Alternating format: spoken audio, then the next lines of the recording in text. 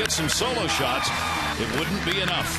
So the Orioles are still looking to get out of that losing streak. Guerrero will try and do that tonight. Can he be the stopper? We're going to find out.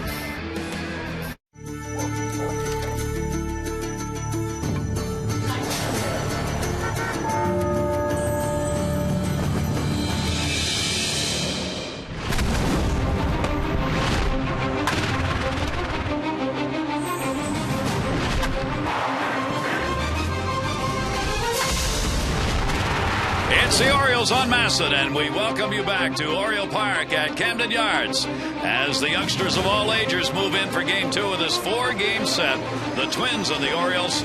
Minnesota take the opener 5-3 in the ball game last night. Welcome, everybody. I'm Gary Thorne for Oriole fans, and especially for the players. Enough already. Get some runs. That's what they're going to try and do here tonight.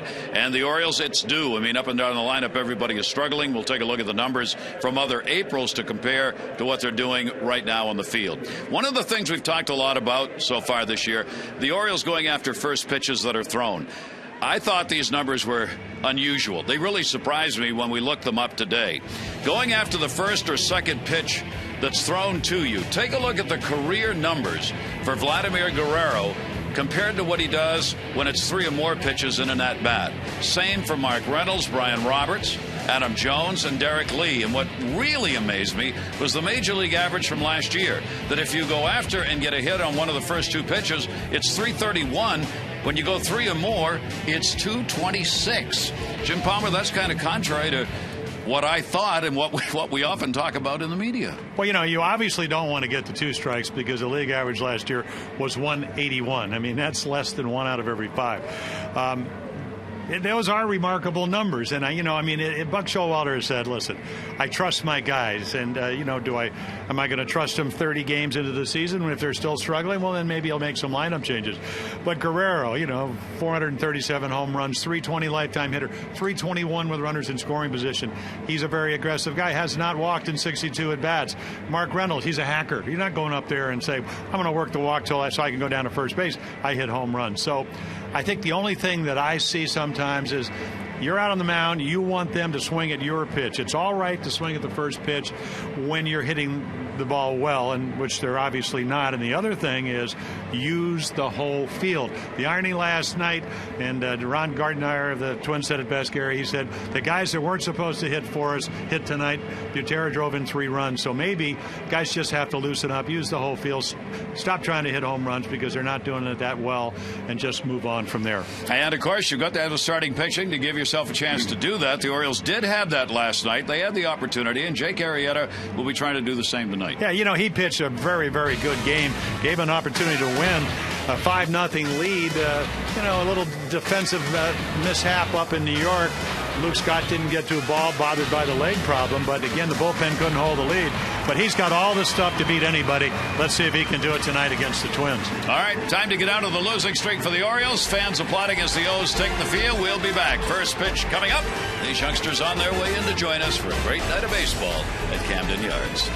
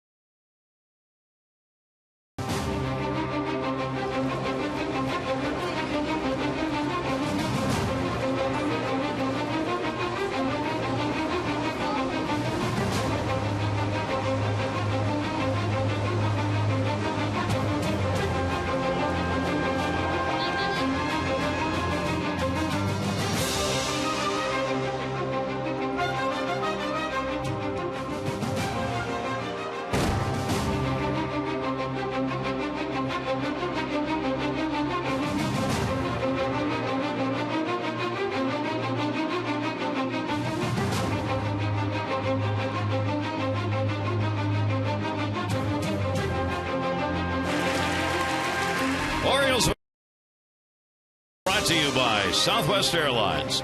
Find our fares online only at southwest.com.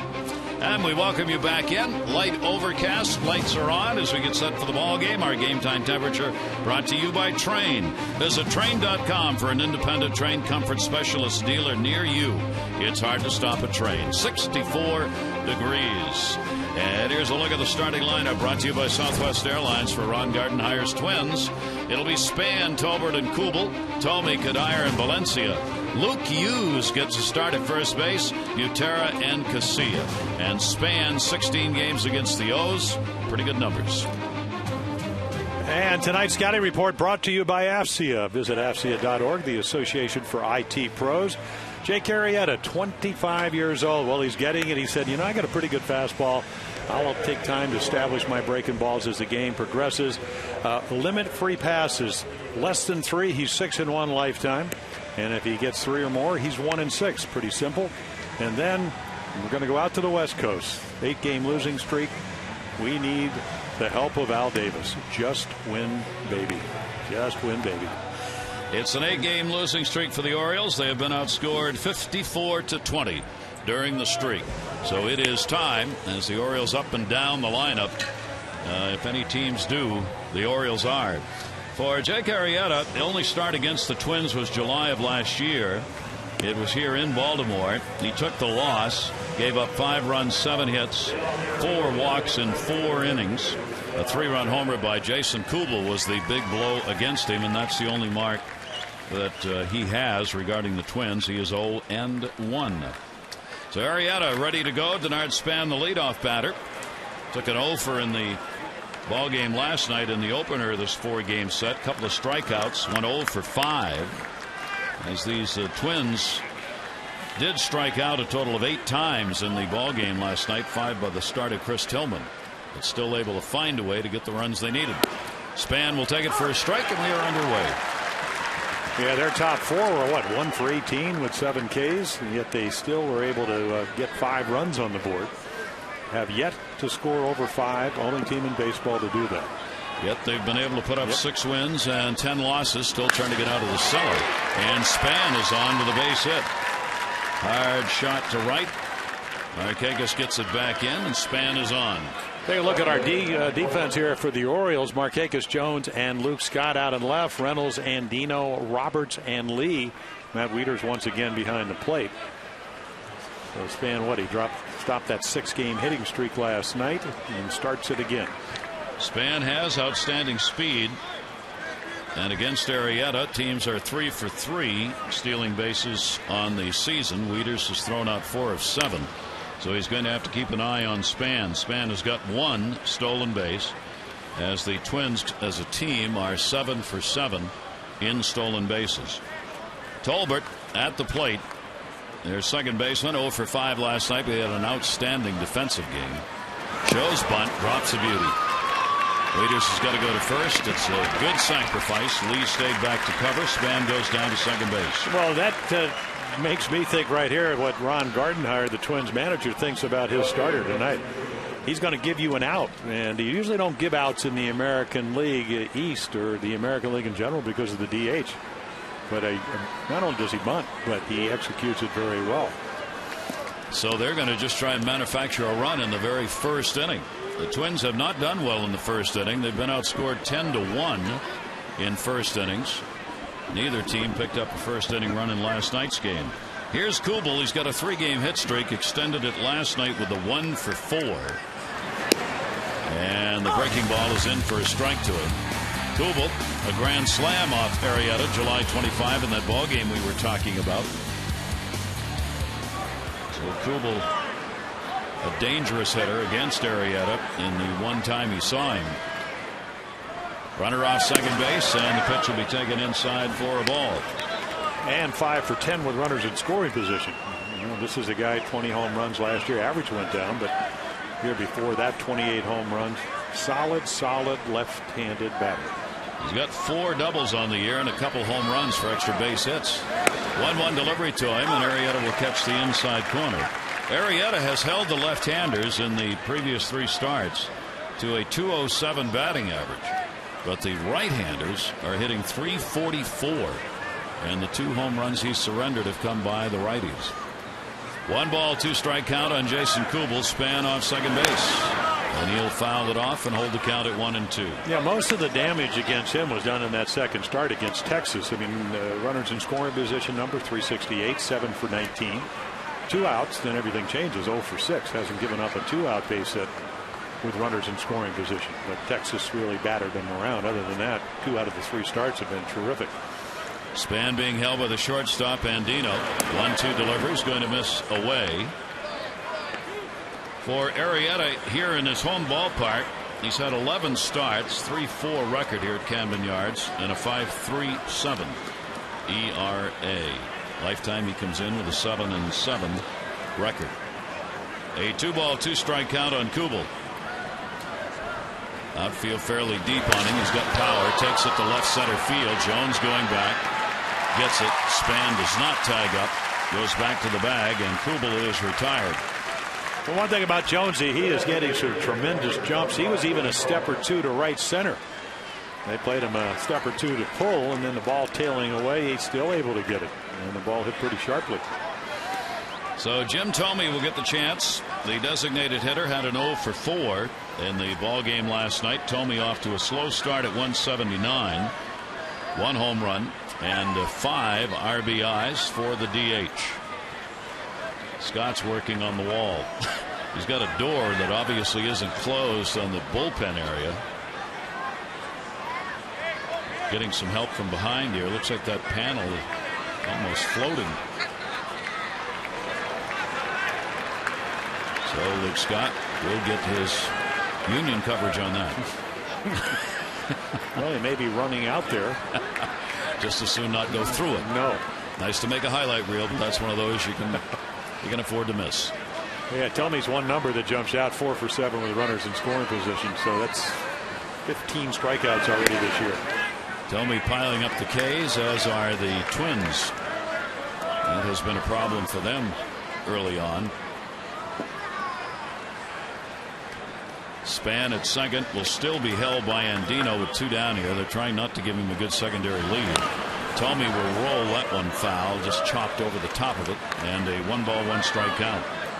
Yeah, you look at their first 5 hitters, and it's not that the bottom of the lineup, because we saw that last night, can't do damage. But with Maurer out and Morneau out and Delvin Young, who drove in 112 last year, led the team out. And Tayoshi Nishioka, who is supposed to be their starting second baseman, who is going to be out for at least another month. I mean, they're really hurting. And look tonight, this is what they have available. Repko, Young's got the flu, not going to play. Morneau's got the flu, not going to play. And Holmes a backup catcher. So really they have Repko.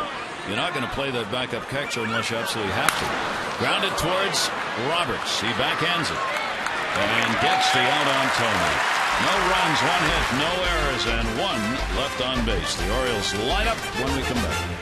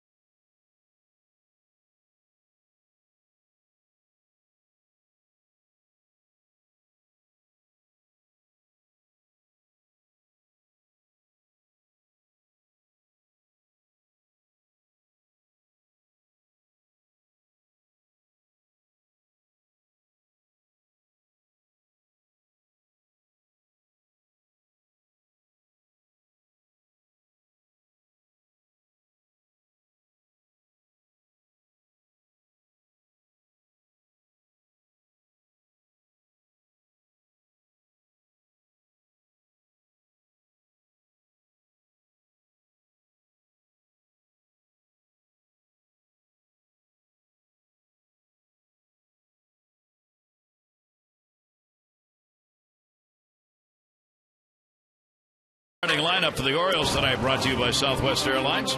Roberts, Markakis, and Lee. Guerrero, Scott, and Jones. Reynolds, Wieters, and Andino. Ryan Roberts against the Twins, 53rd game. 4 homers, 15 RBIs. Take a look at your scouting report tonight brought to you by AFCIA. Visit AFCIA.org, the Association for IT Pros. Well, he's rolling along. 8 innings the last 2 starts after getting hit hard first. Splitsville came up with a split-fingered fastball. Makes it all the difference. And last year, 17 wins in his first full year with the Twins. They re-signed him. And he's pretty much going to make you hit the ball. Doesn't walk hardly anybody.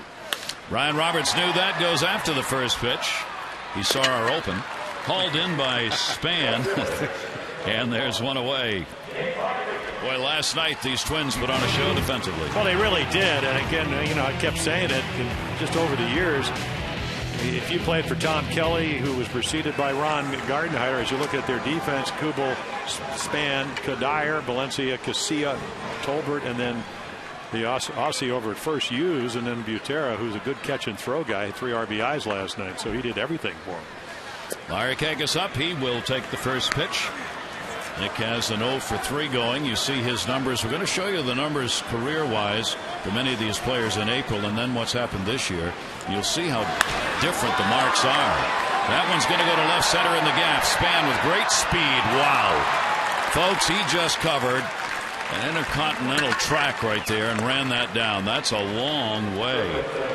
Yeah, warning track power, and the ball just kind of dies, and because of his speed, you can see him a step, which is unusual. Almost everybody plays Markakis over to left center, and it really doesn't matter. Maybe he does it because he knows he can get the most balls. So looked off the bat, it might be a double, extra bases. Balls it right, well, most of the time. Took his eyes off at the last. Big glove, though. That's why outfielders wear those long fingered gloves. They really do. So 2 outs here off Pavano, and here's Derek Lee. Derek 0 for 2 last night. You see his numbers in April have generally been very good.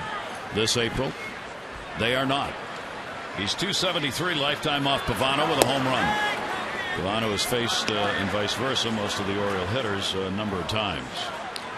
And you look at the numbers, Markakis struggling, Lee struggling. Lee about 9 years older, so can he still do it? And Nick's just having a bad spell. I mean, that's the way this game has always been. When you get into your mid-30s, you just have to, doesn't matter what you did last year, you have to prove you can still do it. And I think the good news is Derek Lee's going to get that opportunity. 2 ball, 1 strike delivery on the way to him, and that's going to be in the air to left center field. Kubel started back, plenty of time to get under. So Pavano, who is a fly ball pitcher, has 3 of them here in the first inning, retires the side in order. Nothing on the board after 1.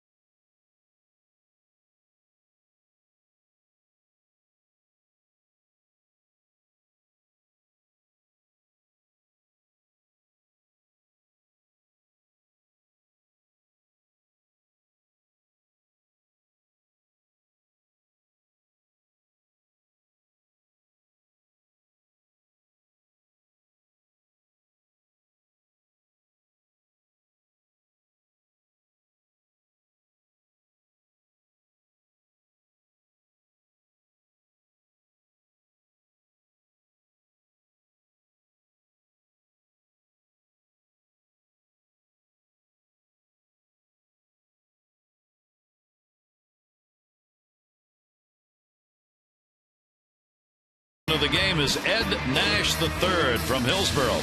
For every double play the Orioles turn during tonight's game, Ed, you're going to win $1,000 from the Maryland Lottery. See how you can turn double plays into cash and enter to win for a chance at amazing Oriole prizes. Go to mdlottery.com/double play. Minnesota coming in 4 wins and 7 losses on the road. Their batting average away from home is only .215. They have managed 3.3 runs a game on the road, however. Arrieta will be working to Kadire, who had a 2 for 4 in the ballgame last night. And Michael Kadire will take it up high. He's had 3 doubles. The extra base hits he's picked up. 11 times he has struck out, drawn only 4 walks. 1-0 pitch is going to tail away up high, 2-0.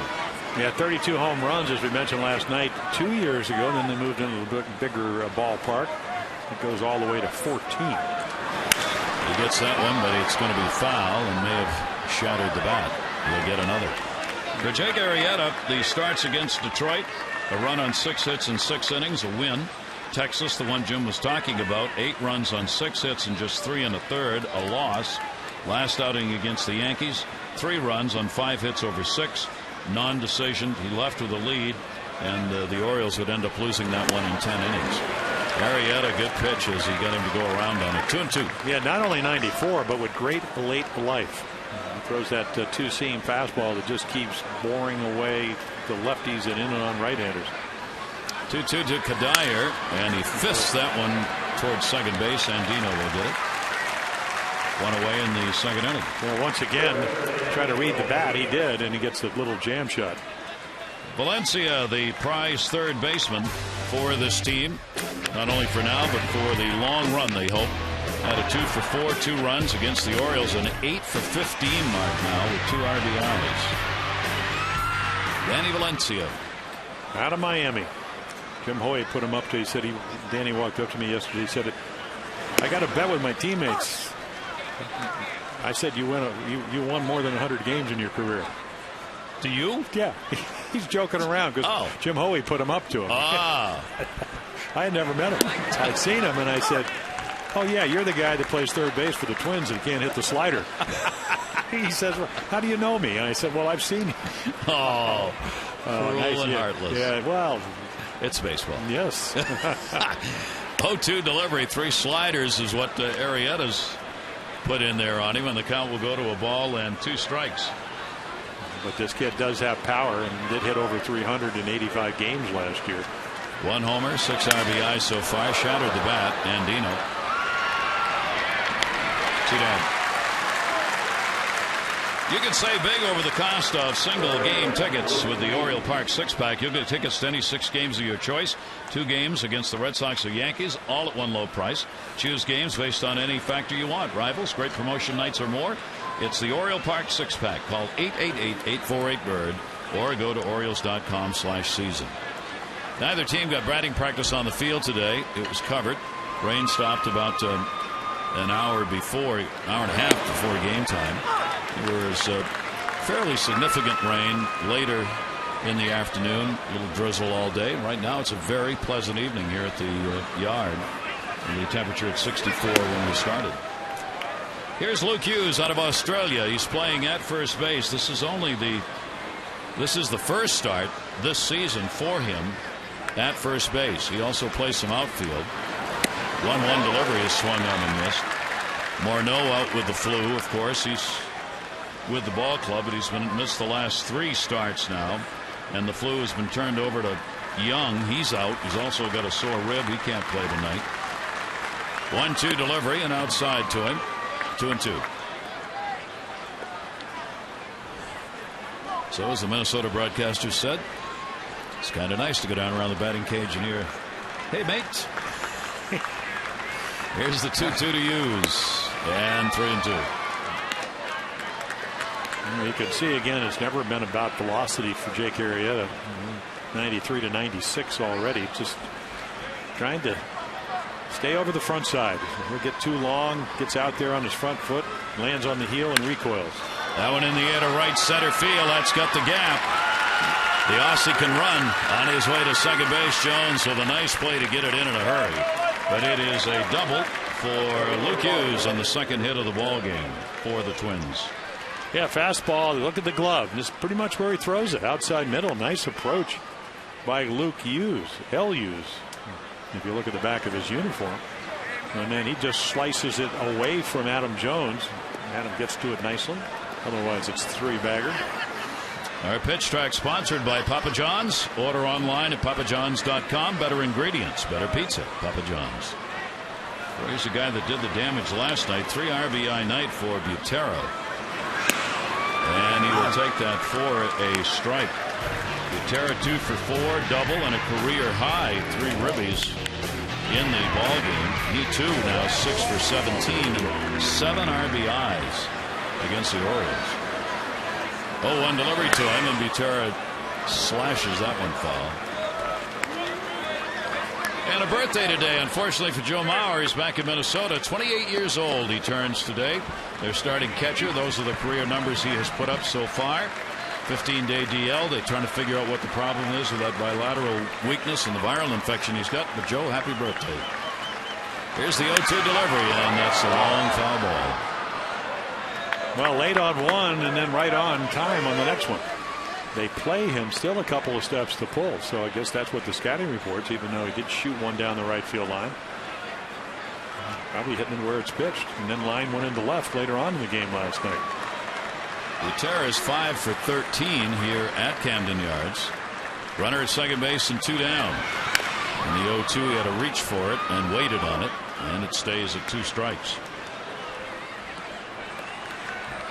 Orioles would like to know what it's like to have a lead in a ball game. It has been a while.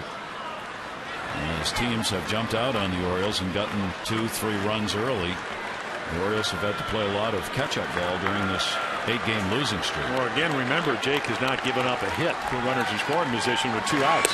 Got him this time either. Good pitch, and Arrieta gets the strikeout. No runs, 1 hit, no errors, and 1 left on base.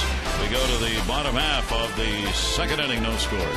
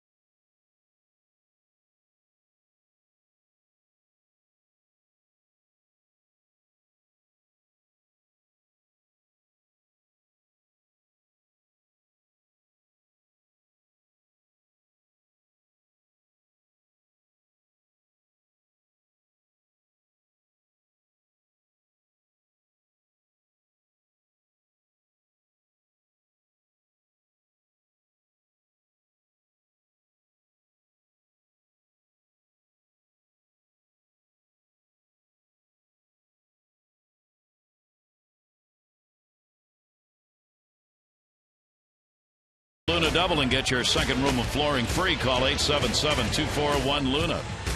Doubles board since 74.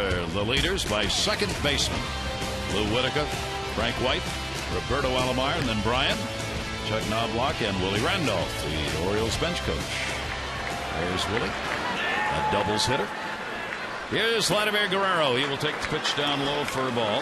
Vladdy had an 0 for 4 in the ball game last night. There's the April numbers again. Vladdy has always had really good April numbers. Nowhere near that so far this April. And usually playing with, well, even Montreal, though, of course, indoors, usually playing in warmer climes. 1-1 taken outside. Especially with the Angels, and then last year with Texas. Not that you can't get cold weather in Texas early on, but. Has the most plate appearances without a walk in the majors. Here's the 2-1 delivery, and that'll be grounded to short. Casilla. Rowdy is retired, one away in the second inning. So what, 3 fly balls in the first inning. He's now even for the year.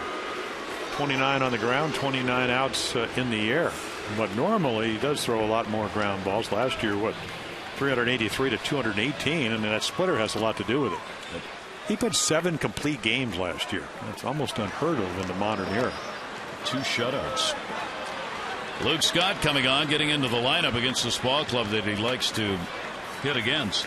He had the pinch hit home run for the Orioles last night, and that will be taken away. So Luke back and starting in this one. 9th inning. How hard did he hit this ball? 12-game hit streak against the Twins, hitting .340 during that streak. We'll try and continue that tonight. Couple of hits and 9 at-bats off Pavano. So he's right on course. 226 lifetime, 226. He has not been an April starter. You know, there's a splitter change, and of course he'll cut it in on you. I mean, he's got a lot of weapons. He's 10 years older than Jake Arrieta of the Orioles, and he's got about 230 more lifetime starts. A lot more experience. Pavano with a 1-ball 2-strike count. 9-iron that one in the air to center. Span will move in under it. 2 down here in the second inning. Pavano making his 244th career start. Adam Jones will get a shot at him here, coming into the 4-game hit streak. He too with a solo home run last night. 3 home runs, 6 RBIs, hitting only .208, and generally much better in April at .267, a much better on base percentage and slugging percentage.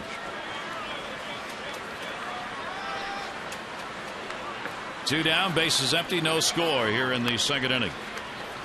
Pavano gets a strike. For Pavano against the Orioles, he went 1-1 last year. Lifetime he is 5-3 with a very good .275 ERA against the Orioles. Going towards the hole, Casillas got a long throw, one hopper, and not going to get him. So Jones will get the infield single, and the Orioles have their first hit. Yeah, a little split-fingered fastball that he rolls over on, but again, his speed. Watch him come out of the box. Smelling base hit. You see a toughest play. Good hop throw, and that grass throws it down. Valencia can't get it. All right, here, quick exchange. Not quite. Good speed by Adam down the line. So the Orioles get their first base runner against Pavano, and here is Mark Reynolds. He too below from his career numbers, especially in that slugging percentage number. 0 for 3 last night, and Jones will go back to the bag. Gutierrez a good throwing catcher, 3 out of 5 he's tossed out so far. Pavano, however, has had 5 stolen bases against him in 5 chances this year, and there Jones started and then comes back to the bag. Yeah, they only caught 8 of them last year, 31 successful. That's 6'5". Not that he has a high leg kick, but he's just, it takes longer to get rid of the ball. Of course, Maurer always a good throwing catcher when he's playing. 1-0 count. Adam had a pretty good jump that time, so Pavano will step off here. Well, you know, I talked to him last week and when we were in New York, and I said, could you steal 3 bases a month? He said, of course. I said, well, let's see it. We got 2 in April. The Orioles 4 out of 5 stolen bases, and Pavano, which is the lowest total in the American League. Yeah. Attempts. Orioles have a lot of non-runners in the lineup. Brian Roberts will do some, of course. Nick Markakis once in a while, and then Adam Jones. And that pitch is taken down low, so Reynolds gets the count where he wants it. 2-0, facing Pavano for the first time.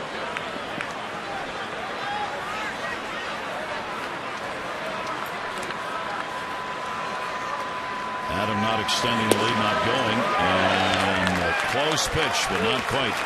Pavano thought he might have had the corner. Good eye by Reynolds. Yeah, Mike Winters already called some high strikes.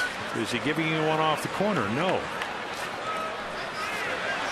Either a splitter or maybe just a little bit off his breaking ball, just missed off the corner. And Reynolds is on again. He's picked up 6 walks, and the Orioles get a couple on. The Orioles take on the Yankees this weekend. A 3-game set here at Camden Yards. Plant your Birdland flag and defend the yard in the first O's-Yankees showdown here this season. Good seats still remain, but will not last. Get your tickets in advance. 888-848-BIRD to go to Orioles.com. So a 2-out opportunity for the Orioles. Pavano had walked only 5 in his first 3 starts. Gives up the walk, and here's Matt Wieters. Matt had a 1-for-4 in the ballgame last night with a home run, and he's got a base hit to center field. Jones will come around to score. Reynolds will stop, and the Orioles take a 1-0 lead. Well, there's your lead, Gary. Matt Wieters has yet to make it out with runner in scoring position this year. 3 for 3, make it 4 for 4. Little 2-seam fastball, goes down and gets it. Not trying to do much other than hit it hard up the middle. And boy, does that work. 1-0 O's. So you take one step at a time. Getting the early lead is one of those steps. Jones scoring. Wieters getting the RBI. Matt with RBI number 6.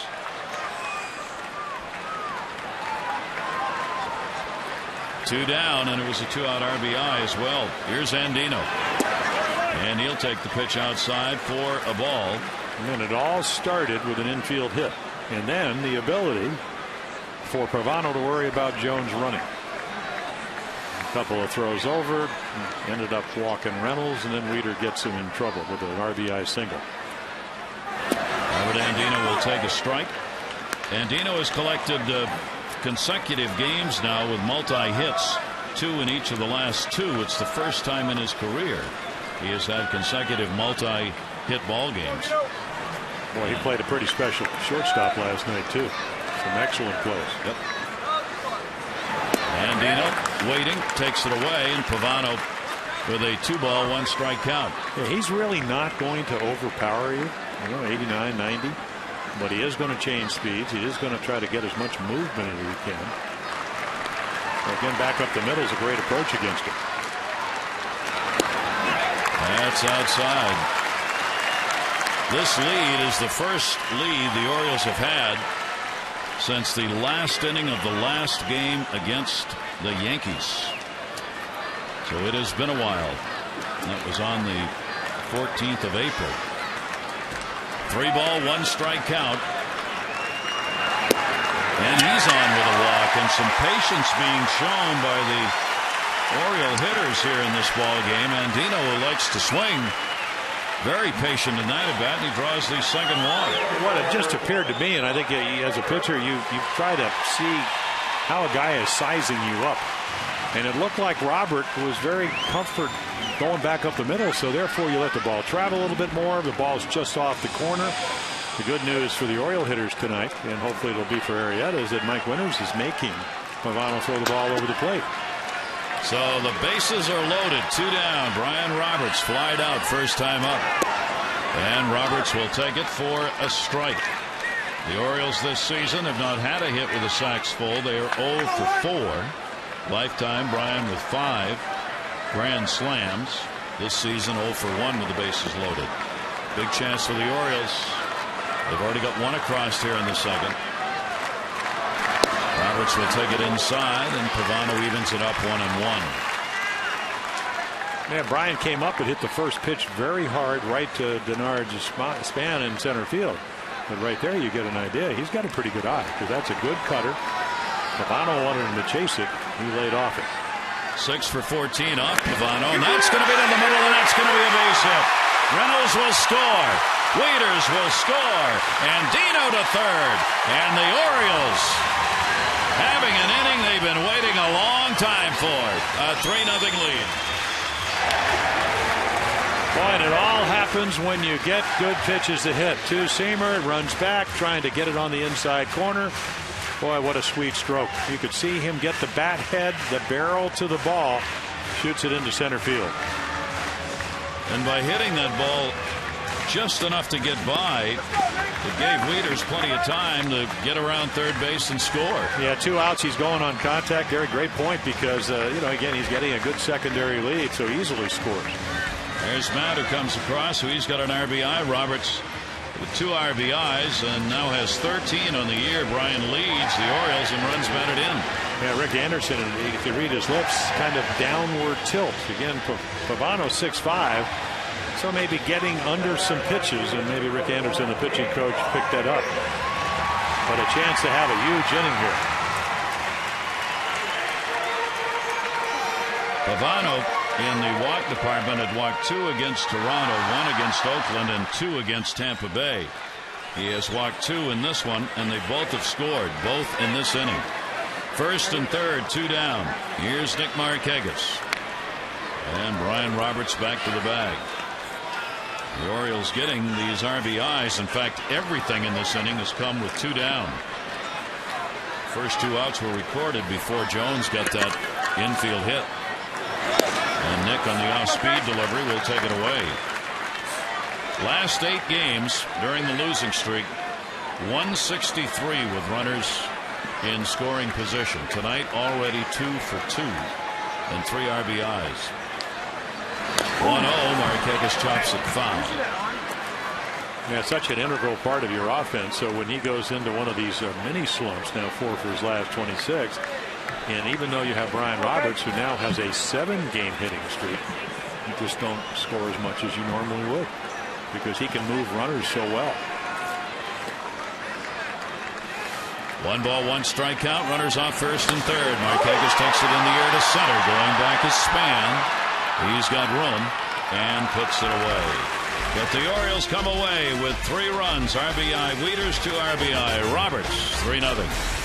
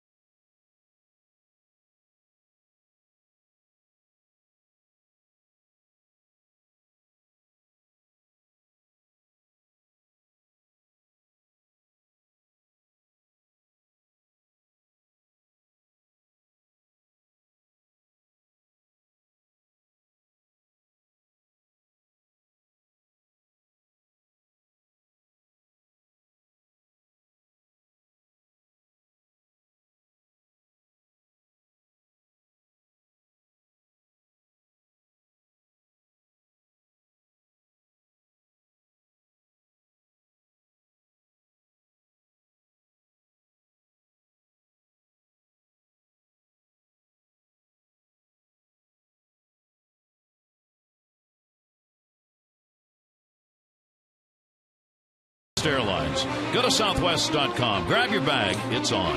And by Honda. Visit your Honda dealer during the Really Big Things sales event for great offers on all Honda cars and trucks. Some weather moving in, maybe some showers in the next half hour. Hopefully. Briefly. Hopefully. Chicago got rained out today. Don't know if that means weather to come or not. That is in there for a strike. Orioles up 3-0 as we go to the third. Casilla 0 for 3 last night and 0 for his last 10. And the shortstop goes to Roberts. Nice backhanded play and gets the out. Good play by Brian Roberts. Ball hit sharply. And it's nice to get those 2 pitch outs. Watch here. Just a little curveball, stays up. Hit makes it a lot easier to get to if you're Alexei Casilla. But then again, there you go. Arrieta, after his second win, a little defensive help like that will lead the way. Top of the order is Denard Span. Span with a single and was stranded at second base. in the first inning. Reynolds in on the grass. Lee even with a bag at first, recognizing his speed, and Span will take that for a strike. 2-game win streak for Minnesota after they had lost 4 in a row. They are still in last place in their division, trying to move out. 6 games behind already, and the pitch is up high. 1 ball, 1 strike count.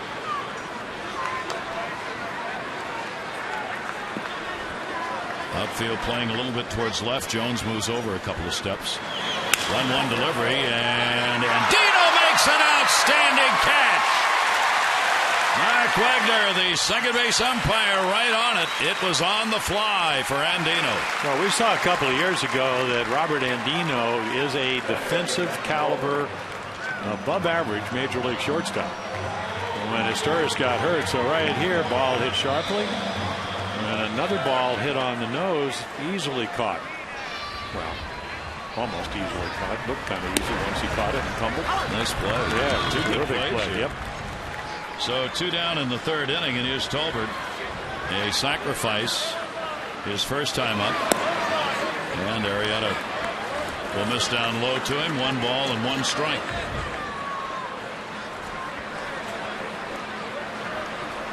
Hitting just 200 on the year. Winds picking up and swirling with the rain coming in.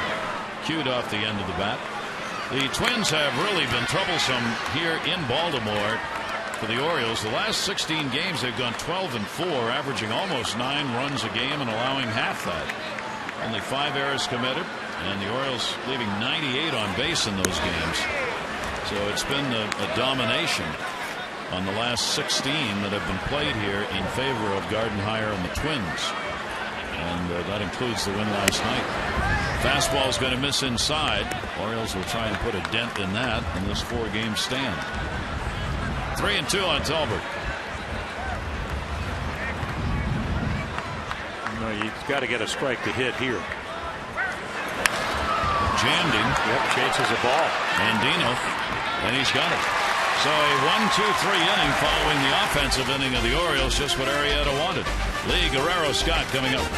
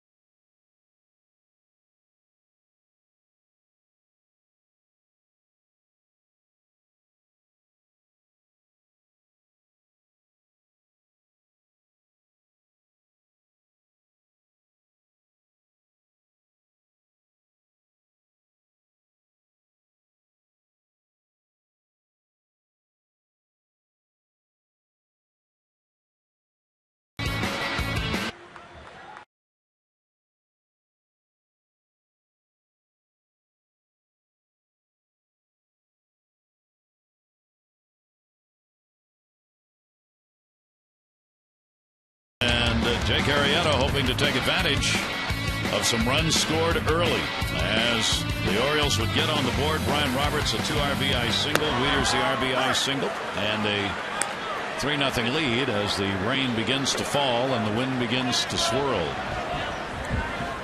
Here's Derek Lee, the only Oriole who did not hit in that 2nd inning. Lee is flied out to left. You see the winds picking up and blowing out, but believe me, they're swirling and the fans are starting to head for cover. 1-1 delivery. That will miss away. Orioles have already scored in 1 inning. The more runs than they picked up against Pavano in 17 innings last year. Pavano, even though he was 1-1, gave up only 2 earned runs against the Orioles in 17 innings pitched. That's going to be down low. The Orioles got 2 runs on 3 hits in the second inning. This ball game. 3 ball, 1 strike count. And a strike. Dropped that one in. Yeah, Derek Lee's already walked 9 times this year. A lot of walks. 3-2 delivery. That ground ball to third base, played by Valencia. And we'll get Lee. Tonight's American League Leaderboard brought to you by Hollywood Casino at Charlestown Races. Action-packed table games, red-hot slots await at Hollywood Casino at Charlestown Races. You see the fewest hit batsmen this season, only 1 each for the Orioles, White Sox, and Athletics. Mariners and Royals follow. And it's pouring, and the fans are running. Wow. Just opened up. Guerrero on the ground ball out. And the hope has got to be this blows through in a hurry. Well, the grounds crew is scurrying. Came out of their usual haunts out in right center field, and no longer, well, maybe 1 or 2 are there. Mike Winters is the crew chief working the plate. Here's the 0-2 delivered to Guerrero. Swung on and missed. So de Guerrero goes down swinging. Pavano gets his first strikeout. Well, last inning, the 2 walks, they both score. This time he gets ahead, drops off a good breaking ball. Nice little slider, cutter, something out of the zone. Good movement to it. Boy, when you're 6'5", you got to get over your front side because that gives you that tilt, that downward angle to home plate. Maybe they had a little discussion with his pitching coach in the short time between innings. And Luke Scott swinging a miss. Home plate umpire getting an update on the weather from the grounds crew member between batters. Luke Scott flied out to center field his first time up. Luke now 7 hits, 2 of them home runs on the year. And the inside corner, a strike taken. Luke now at Camden Yards has had 49 career home runs and a .296 average here in his home ballpark. It's been a good place for him. A lot of that, of course, is the DH. And he rips it deep, way back, and no, foul ball. Called by Mike Everett, and that was close. It was above that fair pole. It went about 4 rows from going over the bleachers here. And that gets into warehouse land. That ball sailing, little cutter that way up there. Look at this ball go. The Carlton Fisk move. No Carlton Fisk. Didn't work. And he'll take the pitch up high. So 1 ball, 2 strike count. Pavano has given up 3 home runs on the year. Lefties have hit only 167 off him with a homer. Right-handers 250 with 2 home runs. Scott a chopper to second this time. Tolbert up. And gets the out. So the side retired in order. We've completed 3, game 2 of the 4-game set against the Twins, and the Orioles on top.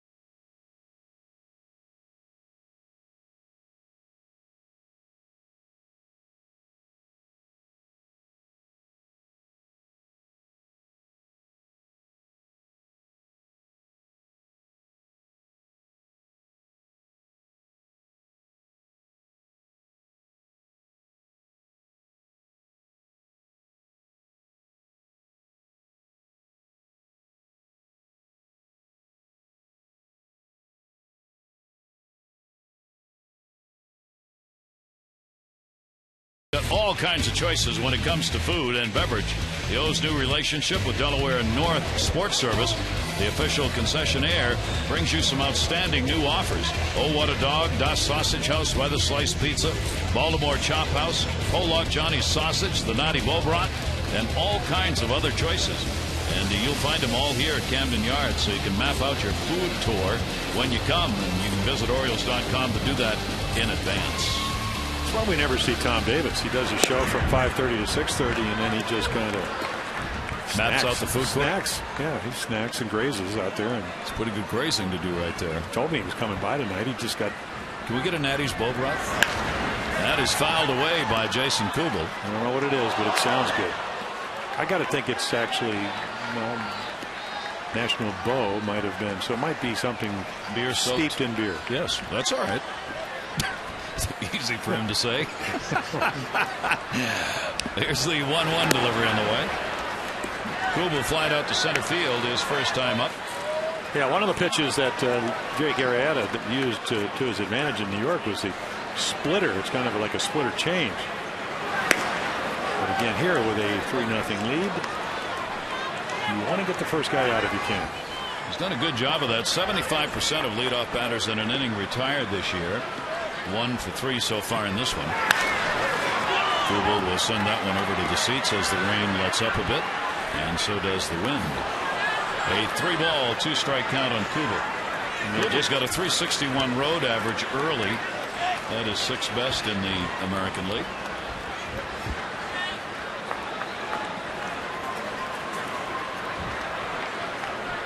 Arrieta on the 3-2.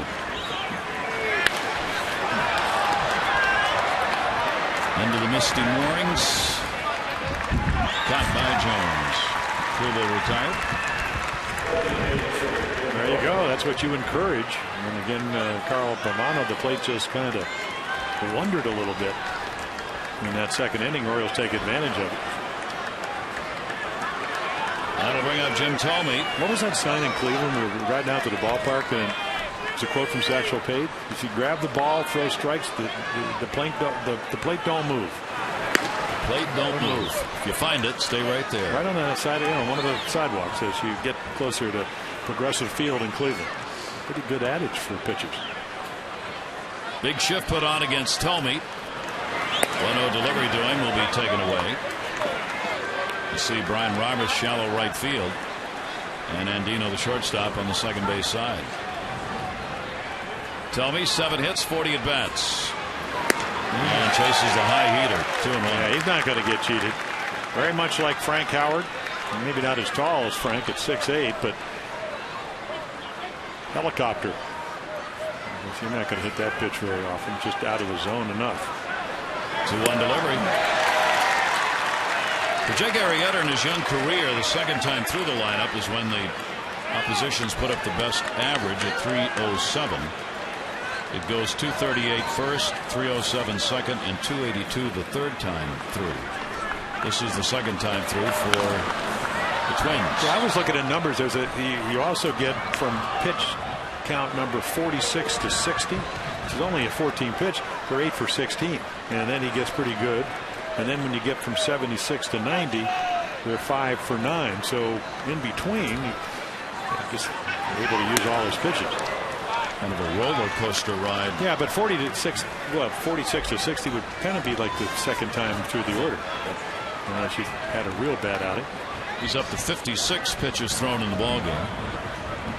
Thome's got a 3-ball, 2-strike count on him. 1 down and nobody on, and we'll draw the walk. There is the first walk surrendered by Arrieta. Text Orioles 29292 for alerts direct to your mobile phone. Message and data rates may apply.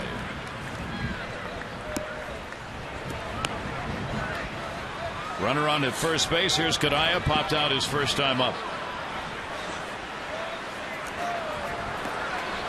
1 away, and the infield obviously will be a double play depth here and away for a ball. And this is right here where you just have to take a little breath, get back, because you're getting a little jumpy. And when he gets long, in other words, he gets out over his front foot, really lands on his heel, and then he recoils. Ball gets up, and the quality of his pitch is not quite as sharp. 1-0 delivery, and that's going to miss inside, and that will send Wieters out to the mound as he falls behind 2-0. Well, what he was talking about after the game in New York is just getting a little bit easier where he can get some checkpoints to get back into where he thinks he needs to be, and it doesn't help or doesn't hurt at all to have your catcher come out there with a little advice. Matt will make his way back. Guerrero hitting at 224. He's such a good high ball hitter, and of course, how do the Twins? They've been out homered, what, 19-5. So they want to get back in the game with a home run. Straight back. Well, let's see. That was right over the radio booth. Fred Manfred's computer was smashed last night with the ball. I would have saved your computer. Would you? If you had one. If. That makes it pretty easy for you, doesn't it? Yes. Yes. Yes, it does. 5 home runs by the Twins in Major League low. They've been out homered 19-5. And that pitch, Arrieta gets in there for a strike. On the road, the Twins have hit 4 of their 5 home runs on the road, but they've given up 17 road home runs. 2-ball, 2-strike count on Kadaya. Jim Thome's on at first base. 2-2 delivery on the way and a full count. So 3-2. Thome, I don't think so. Without speed at first.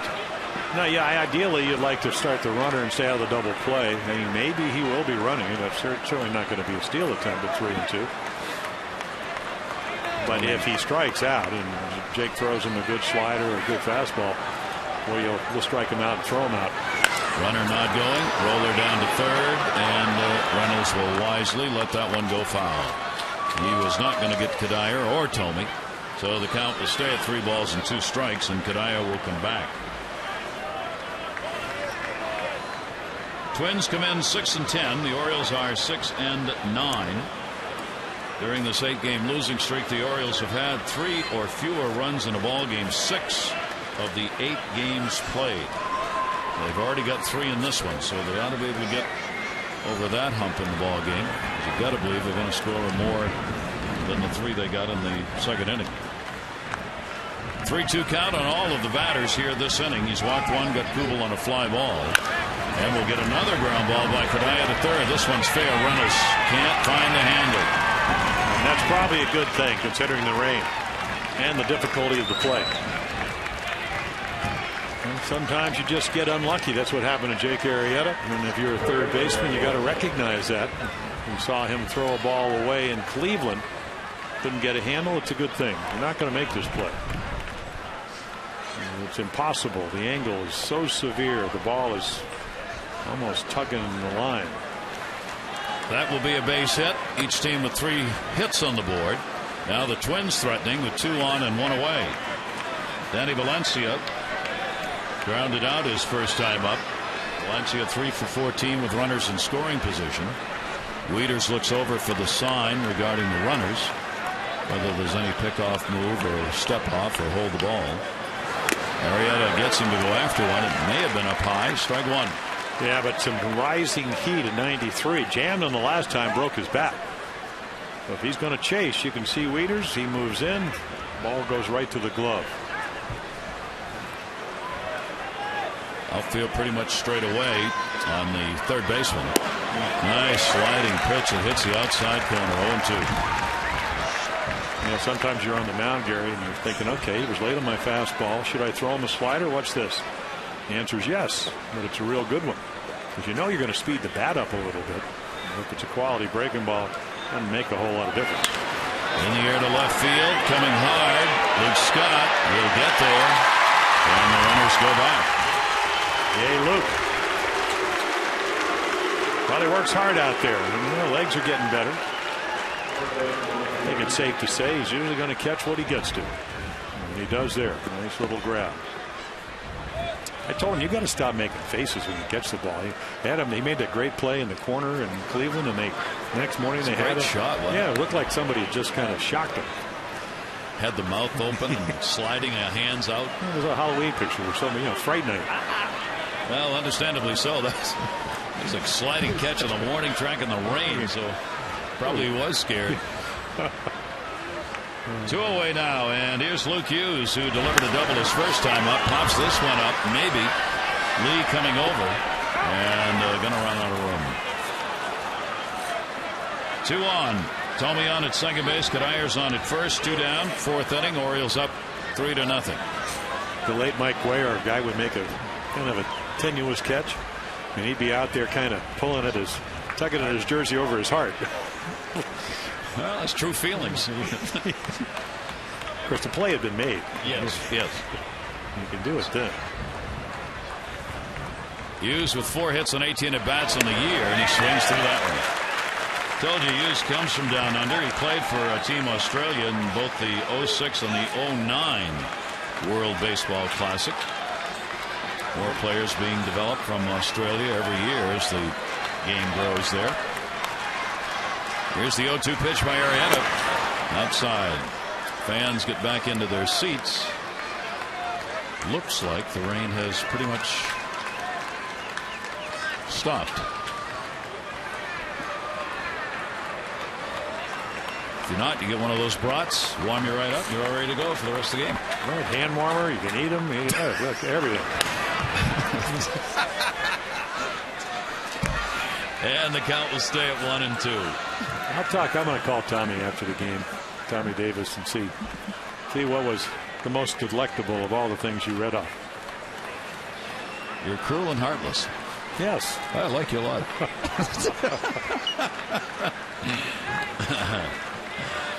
Runners off first and second base. Here's the 1-2 delivery again. Wieters will block it. And the count goes to 2-2.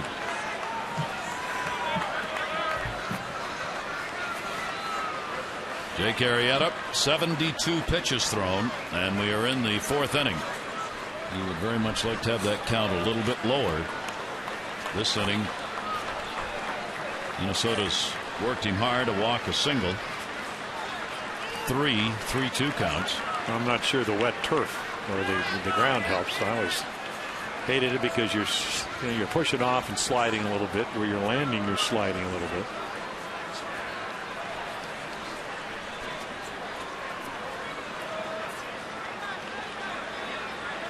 There you see those numbers Jim was talking about. 1 to 75.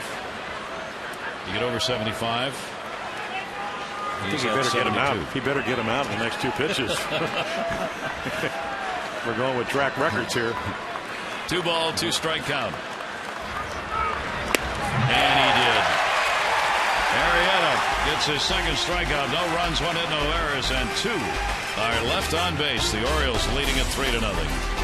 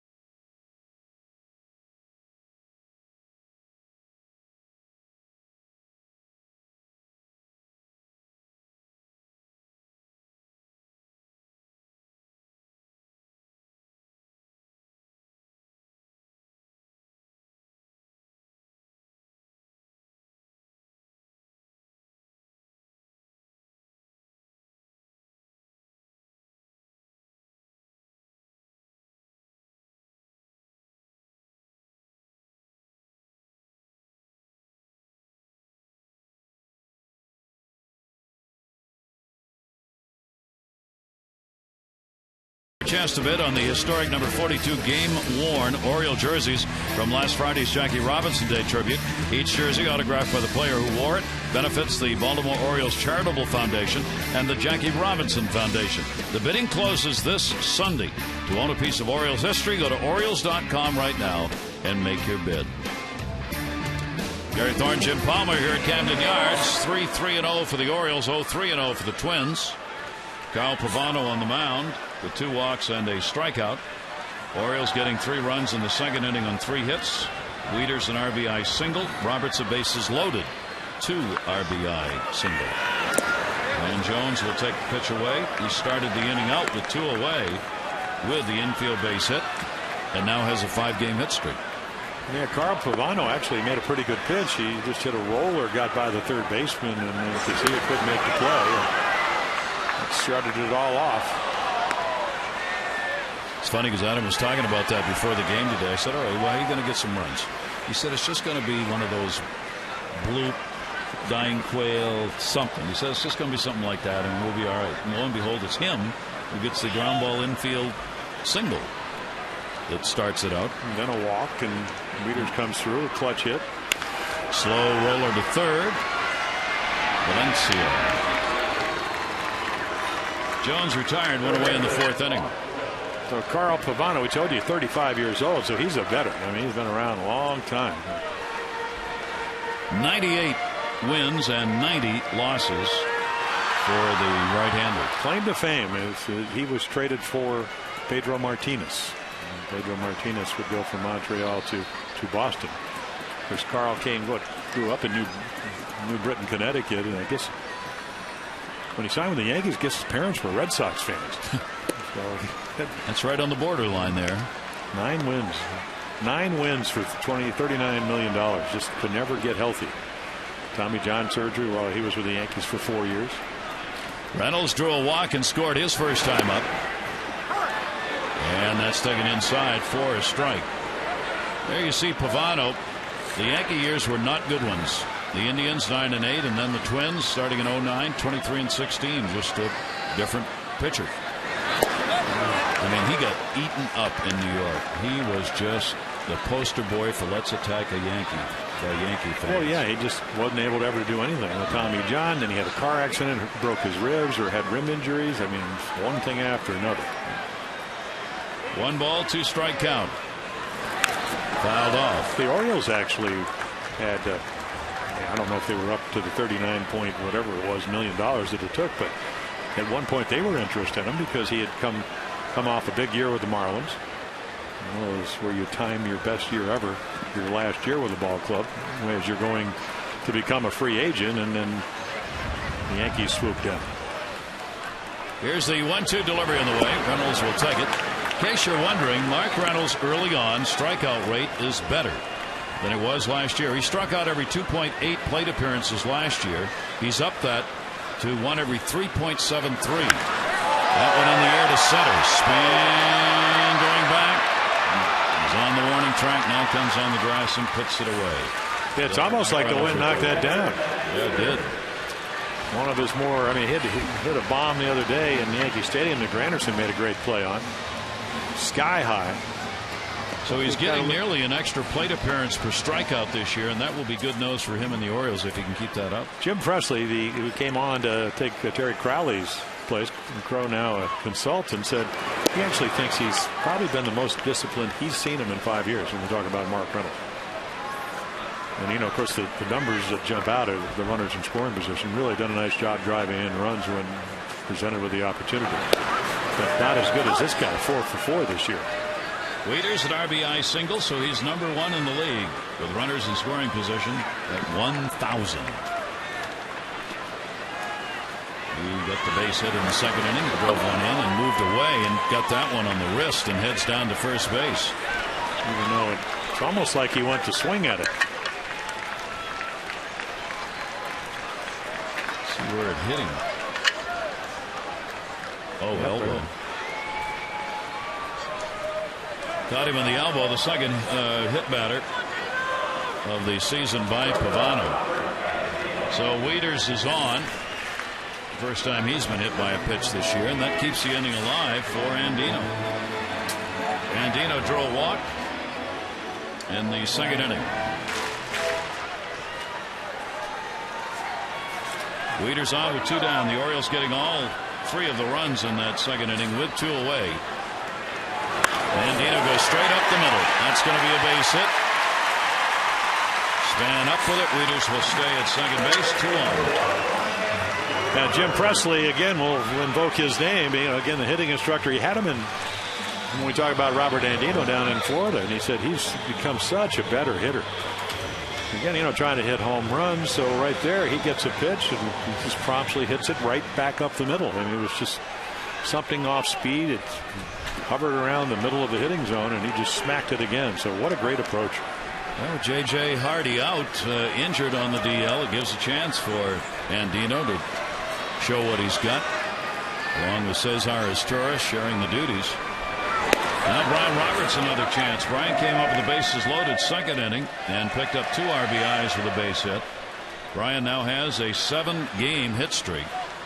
2 for 3 for the O's. 0 for 5 for the Twins already with runners in scoring position. Here's the 1-0 delivery. Brian down to first base, foul.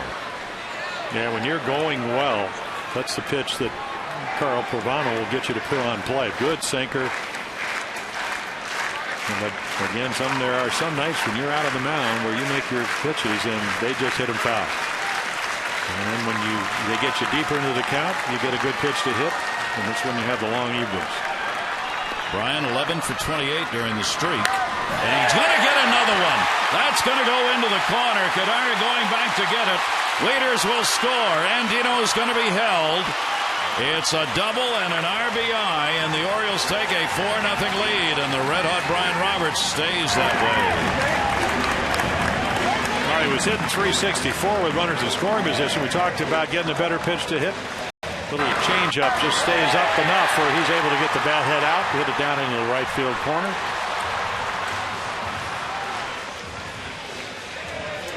The Orioles getting it done with 2 down in the ball game. All 4 runs coming at 2 away, and Brian's got a 3 RBI game. And sooner or later Nick Markakis is going to get hot. Rick Anderson, Twins pitching coach, on the phone. Markakis has flied to center field twice, and Nick will take the fastball for a strike. Markakis 0 for 5 now in the 2 ball games to this point. Orioles with 4 runs on 5 hits. Here's the 0-1 delivery by Pavano. Turned that over. Guerrero going out to get it, and a 1-ball 1-strike count.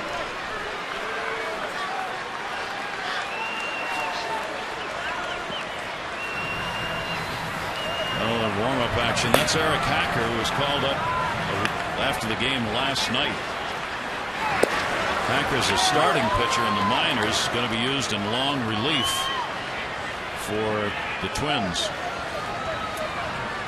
And Nick Markakis took a look at that outside corner. That ball about a couple inches off the corner. This hitter should be used to it after last night's strike zone. 1-ball 2-strike delivery on the way, and Markakis puts it in the air to right.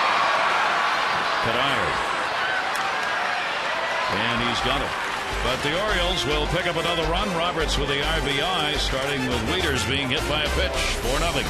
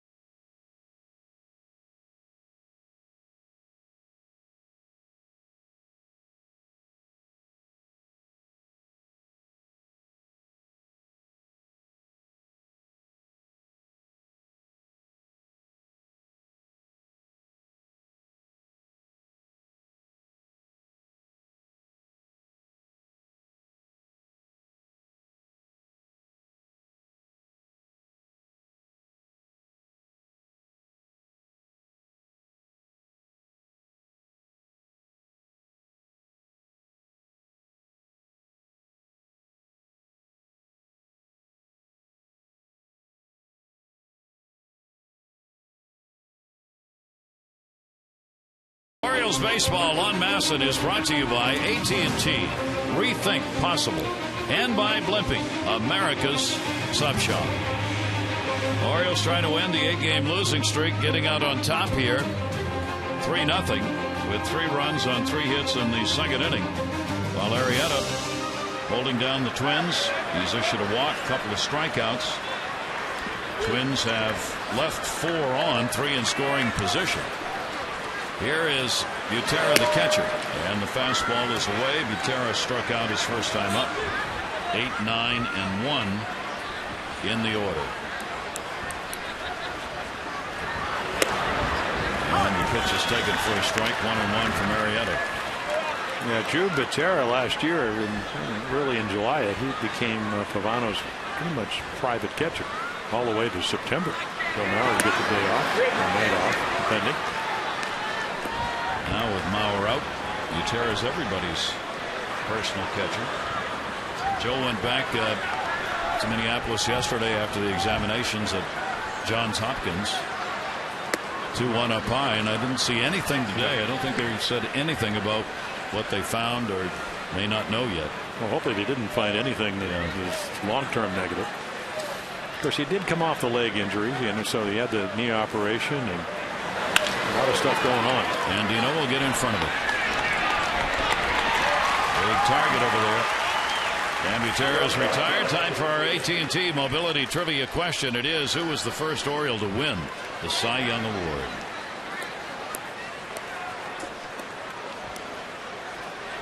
I don't know. Maybe me. Jim Palmer. Wasn't you? I'm trying to think. Oh, Mike Cuellar. There you go. Yeah. Mike Cuellar. There you go. He should have won 2 years. He 1969. He shared it with Denny McLean. Blunted foul. Then the next year, how about going 24-8, and you don't even get a third place vote from one of your beat writers because you're not a good interviewer because you're from Cuba and you speak Spanish. Is that the reason given? The writer actually say that? No, but that's what happened. Oh, okay. Well, I'm not doubting you. 24-8. You don't get a third place vote. Not a second place vote. Not a first place vote. Oh, my. Jim Perry won that year. Pitch will be taken up high and a 1-1 strike count. Alexei Casilla trying to get out of an 0 for 11, trying to butt his way on. Not a bad idea with this grass wet. Here's the 1-1 delivery. Arrieta will miss up high. Number 9 hitter.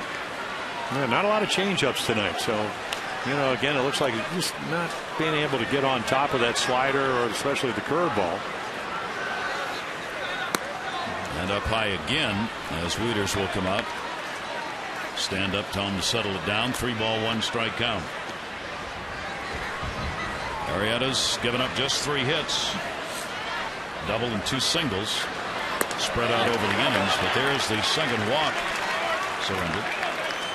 Now, speaking of Cy Young Award winners and Hall of Famers, Bert Blyleven, Jim Palmer. 1973, the season stats. Blyleven, 20 wins. Jimmy had 22. You see the innings pitched. ERA, Jim a little better there. The hits allowed. Jim considerably better there. The 73 season, Bert Blyleven Palmer. Palmer's in the Hall of Fame. Blyleven's going. And I looked at that yesterday and I go, how did I ever win it? And because he had 9 shutouts too that year. And Bert Blyleven, I think I had like 53 or 54 in my career. He had 60. 14 years to get in the Hall of Fame. 286 wins, I think 250 losses, and all those strikeouts, 3,200 and something. But I'm glad he got there. Well, they'll be, I mean, everybody obviously appreciative and humble by getting in, but in Blyleven's case, it's almost to the extreme. The happiness, the humbleness of being able to make it because, as Jim said, he had to wait so long for the votes to get there. And he did it with such class, too. Yeah. You know, I mean, he never complained. And, you know, obviously when you win that many games, and I was on a committee this year for the veterans, and Tommy John won 288 a game. And maybe didn't have as many strikeouts or shutouts and didn't get in. Had a lot of votes, though. Yep. Tough calls. Well, it is because you think about, well, you know, how many innings and how often you have to go out there to pitch 20 plus years, which both Tommy John and Bert did. 2-0 count, runner at first base. Span the hitter, lined out single, and a 3-0 count. Well, all of a sudden. Yeah, it really is. And ball moving all over the place. And again, they really haven't put any of the turfus. They don't put that stuff. Nicole Sherry saying that the umpires have to direct it, but you can ask for it. So why do you want to pitch when it's muddy out there? Because that's what the rain does to the mound. 3-0 delivery, and he walked him 4 straight. So after giving up only 1 walk, that was in the 4th inning, he's given up 2 more back-to-back here in the 5th, and that will bring Mark Connor out. Well, that's what we did in the opening about commanding one of the keys to the game. If you're below 3 walks, he's 6-1. Above 3 walks, he's 1-6. And you can look at how the ERA rises. And 87 pitches, Jim. I mean, that count's been up there again.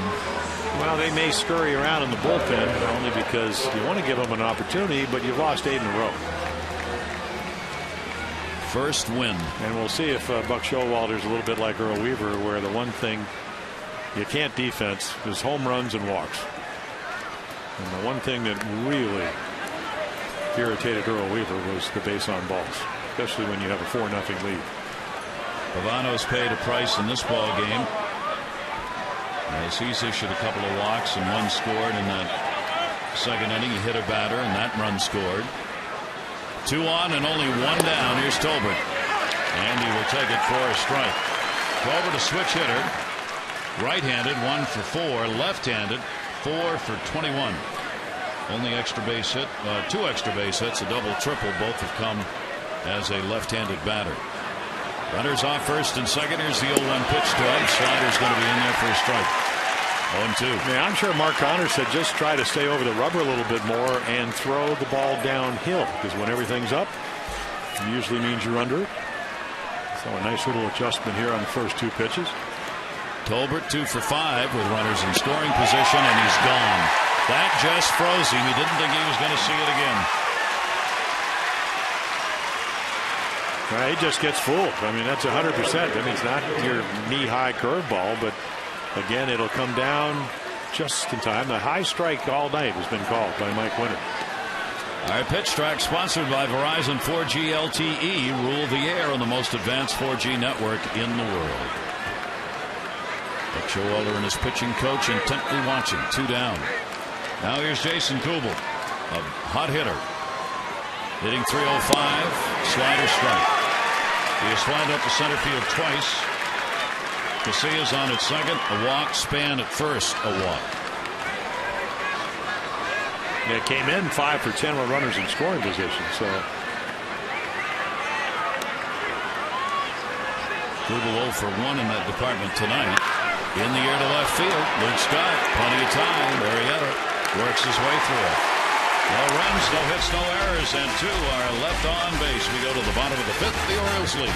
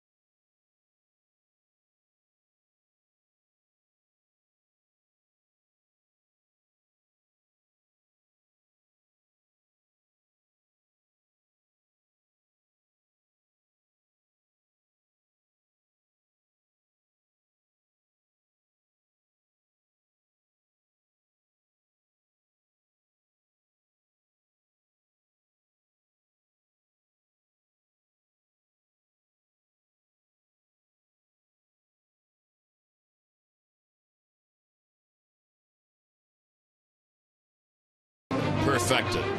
For Jake Arrieta, the ability to get the big outs that he's needed in this ball game for the Orioles, something they haven't done in the 8-game losing streak.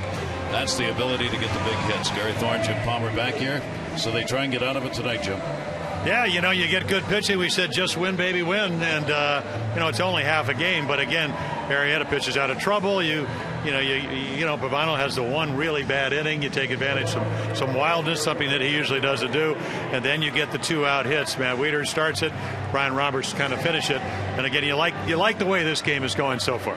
And Brian Roberts has obviously been the big part of the Orioles offense, and generally when we say that, we're talking about leadoff hits and stealing bases. Instead, it's home runs and RBIs this year. Well, it really is. And again, Nick Markakis is in one of those mini slumps. And of course, when he gets hot, then all of a sudden, your 3, 4, 5 hitters are going to have a lot more situations. Orioles want to add to it, obviously. Here's Derek Lee. Lee with the big cut on the delivery by Pavano.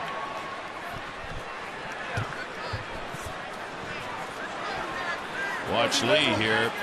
That's a pretty good ball to hit. Just didn't get to it. 1-1. Slider's going to miss outside to him. For Derek tonight, he has flied out, grounded out, 0 for 4 in the 2 ball games. Pavano's 2-1 delivery to him to short. That's a base hit. Casillas' throw is wild. Lee will get back to the bag. Yeah, almost a base hit and then some. That ball smacked, and again, wet surface. It probably skids a little bit. Ball hit right on the nose. Trying to catch it a little bit off to the side saddle, and then a very errant throw. Luke Hughes is going to dive for it.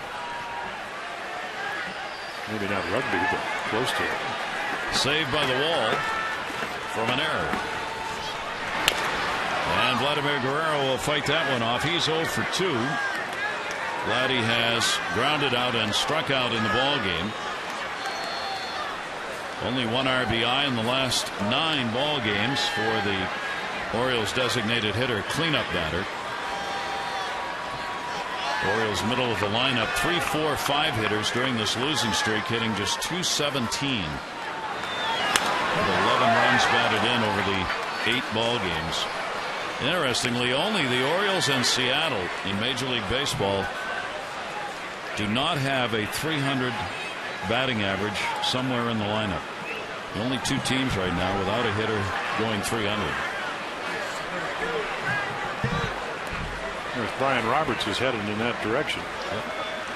0-2 delivery, and that's going to be fouled off the end of the bat. Think about who plays for the Seattle Mariners, though. Right, and it's funny, the first week Ichiro was very hot, but they just don't play the season 1 week. Exactly. He's going to end up with 200 hits. I mean, he's done it every year he's played in the. And that's up the middle, and that's going to be a base hit. Vladdy's on. Lee the turn, Span up with it, and the Orioles have the first 2 on against Pavano. Yeah, got something he could actually get to. The book on Vladimir Guerrero is just run the ball in on him and then try to get him to reach. But again, he's got such long arms. That time he gets the ball that's middle in and smacks it up the middle. Well, the Orioles now with 7 hits in the ball game. Lee and Guerrero on for Luke Scott, who was flied out and grounded out. And because of the runners, you can't put the shift on, so that plays into Luke's hand. They'd like to get everybody over there on that right side. Luke will try and continue that 12-game hit streak he has going against these Twins. He continued it last night with the pinch hit home run. And will take that for a strike. Came in hitting .390 during the 12-game streak against Minnesota with 5 home runs and 8 runs, 9 RBIs. 2 on here, Lee and Guerrero. And the Twins will have bullpen action for the second time in the ballgame. 0-1 delivery. Pavano will miss down low. Pavano had great numbers coming in. There is Dusty Hughes joining Eric Hacker up for the second time is Hacker.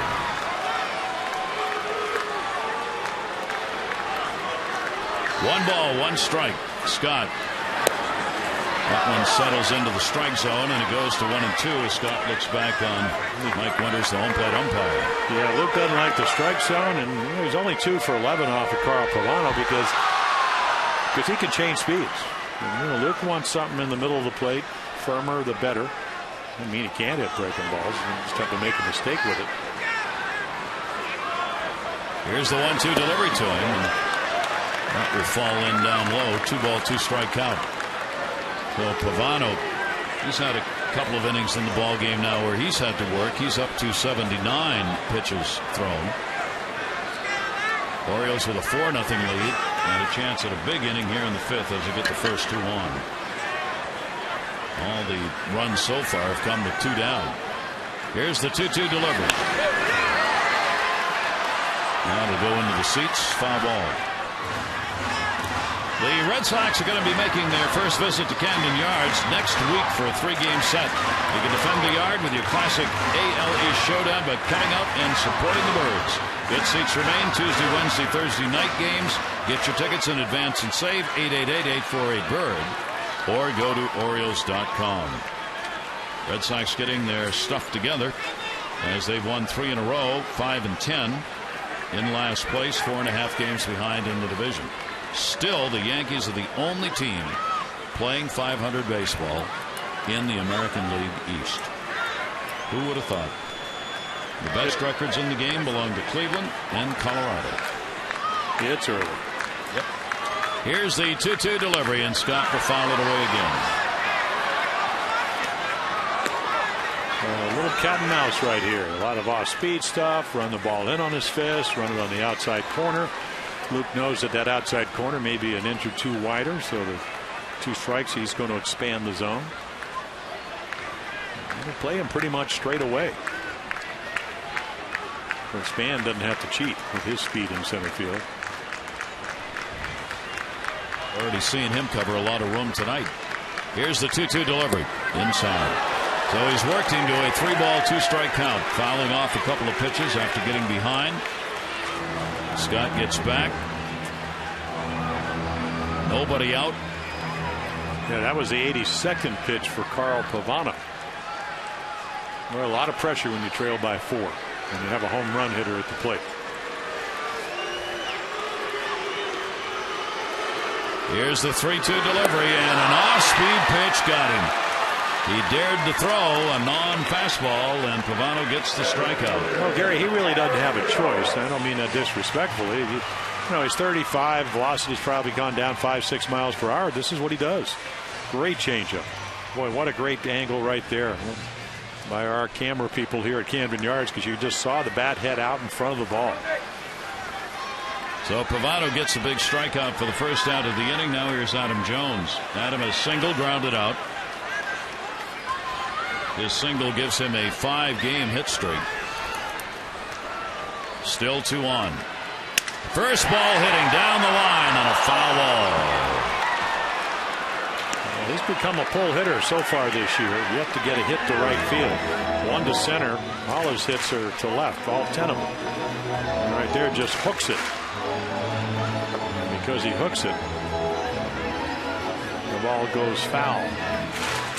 Adams 3 for 8 with runners in scoring position on the season. Hitting just .218. That number is going to go up. 0-1 count. So the Orioles have gotten by that 3-run mark, which they hadn't done in 6 of the last 8 ball games, with the 4 runs up already. 0-1 delivery to him, and that'll be outside. Nice play to Terra with a scoop. Lee will go back to the bag at second. Yeah, the offense. Yeah, he really can. The offensive demise started with Matt Harrison in that second game of the doubleheader a week ago Saturday, all the way when Texas was in here. Adam hit a home run in the second inning. They didn't score again. Next day they didn't score. Then Burnett pitched well, and then they blew the lead, and then they went to Cleveland. Everything kind of went bad there. Slider's going to miss outside, and a 2-ball, 1-strike count. Right back here tomorrow night, game 3 of this series. Zach Britton will take on Nick Blackburn. Zach's 2-1. Blackburn is 1-2. 6:30 for O's Extra. 7 o'clock game time.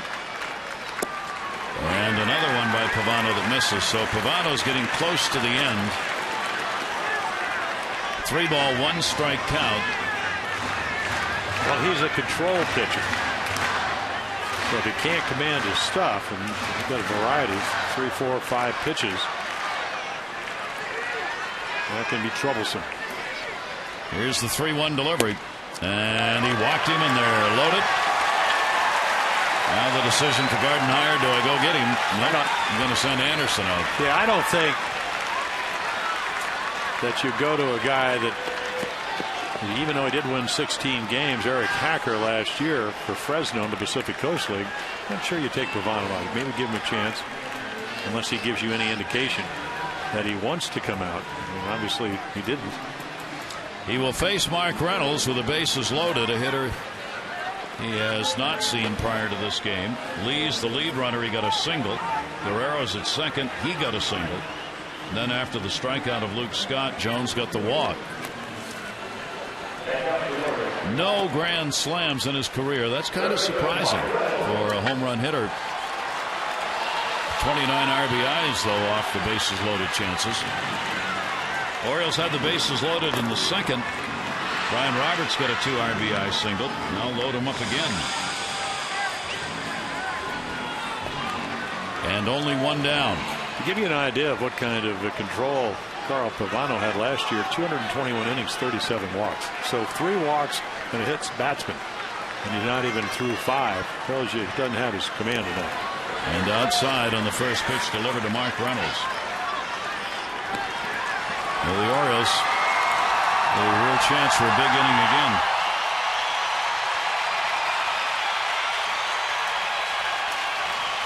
They've had runners on in 3 of the 5. The bullpen's ready. 1-0 pitch, chopped foul over the head of Derek Lee at third base. 88 with good movement.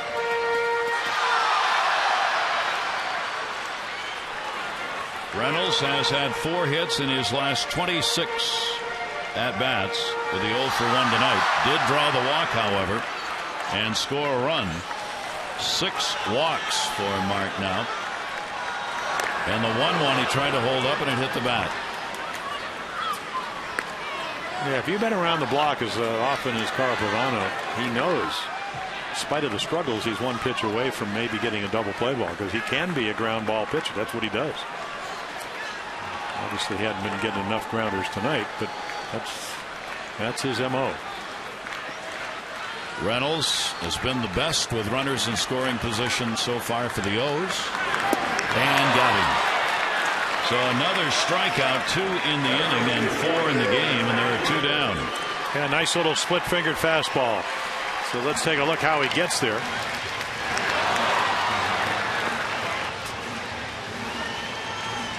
And right here, just swinging over it again. The movement, the change of speed that the splitter change has, results in the strikeout. Wieters 4 for 4 with runners in scoring position. Foul tips it. He's got him loaded here with 2 down. He delivered an RBI single in the second inning, and then he was hit by a pitch with 2 down in the 4th. And the Orioles were able to put a run together with an Andino single and a Roberts RBI single. Lee, Guerrero, and Scott get their leads.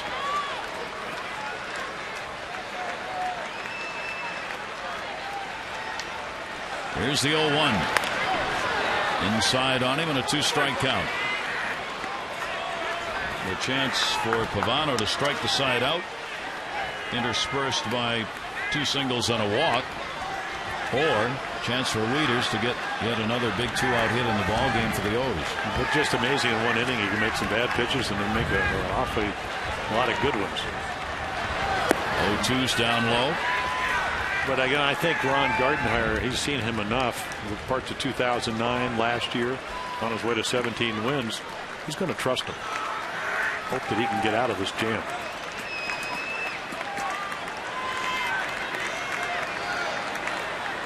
Pavano looking. Here's the 1-2 delivery, and that's inside 2-2. Particularly with a bullpen that's being recast as we speak. They do not have a settled situation with Hacker just coming up. Hoy came up, pitched for the first ball game last night extremely well. 2-2 delivery, and the count goes full, 3-2. So the runners will be going. 3 balls, 2 strikes, 2 down. Here in the 5th inning, Lee, Guerrero, and Jones on the bases.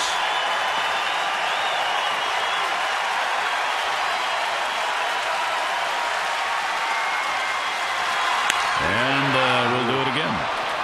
Pretty nice hitting approach right there. Everything in, and then he throws him a 2-seamer down and away, and he just smokes it the other way. Matt has had 6 hits in his last 31 at-bats.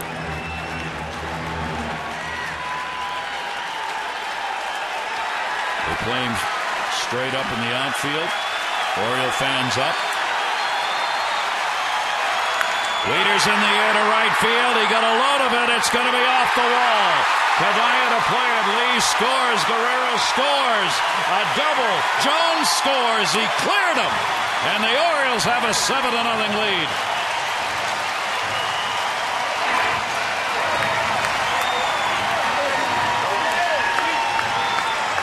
Five for 5 with runners in scoring position. A bullet off the scoreboard. No place to put him. Gets a good pitch to hit. Dyer can't get to it. And then the ball stops. So automatically you're going to score that 3rd run. Adam Jones can really run. And there's your 7th run. And Pavano is out of the ball game as the Orioles chase the Minnesota starter and take a 7-0 lead.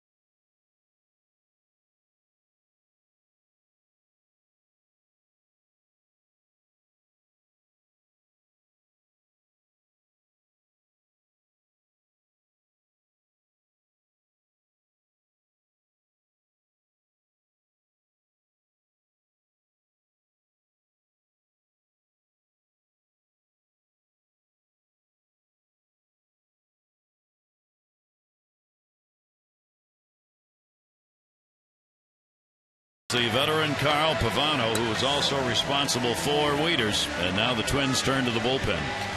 Yeah, Dusty Hughes, he comes over from Kansas City. They pick him up on the waivers, 57 games his first year in the big leagues last year. So he comes in right here with Matt Wieters in scoring position. There are his numbers on the year, so that's the high earned run average. Big night for Matt Wieters. 4 RBIs. 2 runs scored, double, single, and been hit by a pitch. Andino has drawn a walk, and he has singled. And Andino will take it for a strike. He's 2 for 8 on the year against left-handers. Yeah, Hughes kind of made his mark last year. He faced 21 left-handers against the Twins when he was pitching for Kansas City. He only got 3 base hits, so they like that aspect of his stuff. Nubbed foul. Well, what you got to like about Robert Andino is, again, I mean, that's a pretty good off-speed pitch, down and away, change up, and he just, even though it's not fair, I mean, he goes down and covers the plate. And to me, this is a young kid with pretty good bat speed. So he can, if he covers the plate and hits the ball all over, he's going to hit his doubles and occasional home runs. Here's the 2-strike delivery on the way, and a roller. This is going to be a very tough play. Casillas got a charge, speedy runner, and not going to get him. And coming home is Wieters.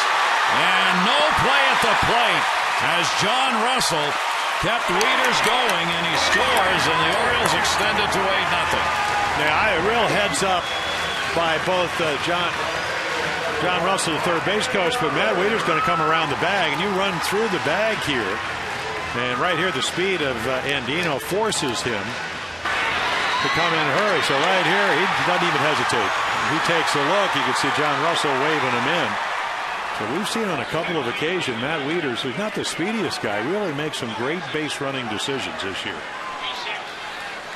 No RBI on that, a single and an error, allowing the run to score. And the Orioles add another. Gary, there's another young player just putting the ball in play. You never know what's going to happen. You strike out, inning's over. Here's Brian Roberts, already a 3 RBI ball game. 2 singles, 2 for 3 in the game. Timeout taken. Brian will turn around now and bat right-handed. Matt Wieters all smiles over there, and why not? Roberts against the lefties, 5 for 20, including a home run this year. 8-0 lead, 8 runs on 9 hits. And 2 big innings. The Orioles got 3 runs in the second. They added another one in the fourth, and now a 4-run 5th inning. 1-1 delivery. Roberts foul tips it into the mitt. And a 1-ball, 2-strike count.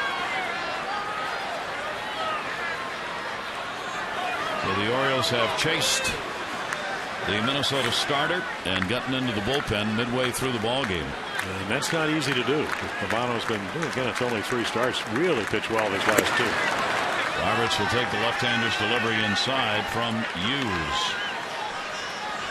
See, the first game since the 7th, the Orioles have 8 or more runs. That was a 9-5 win against Detroit.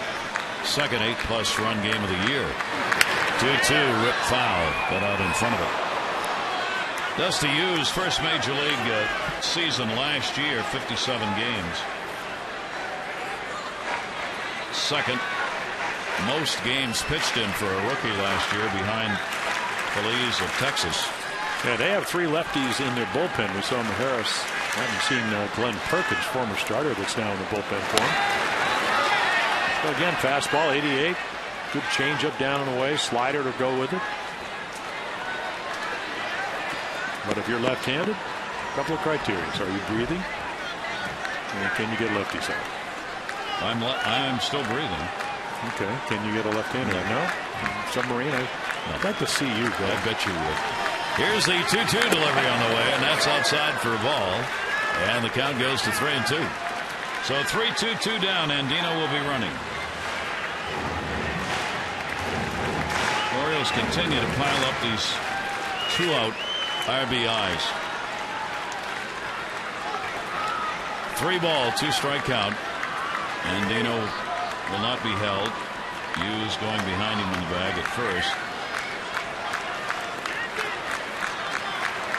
Here's the 3-2 to Roberts. And fights another one off.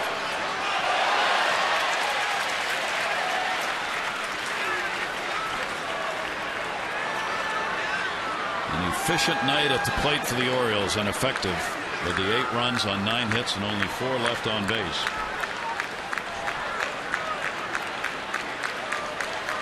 Again, the runner goes. Roberts in the air to right center field. Going back on it is Kadire and Span. Kadire will get there and put it away. Second time tonight the Orioles have sent 8 to the plate. They get the bases.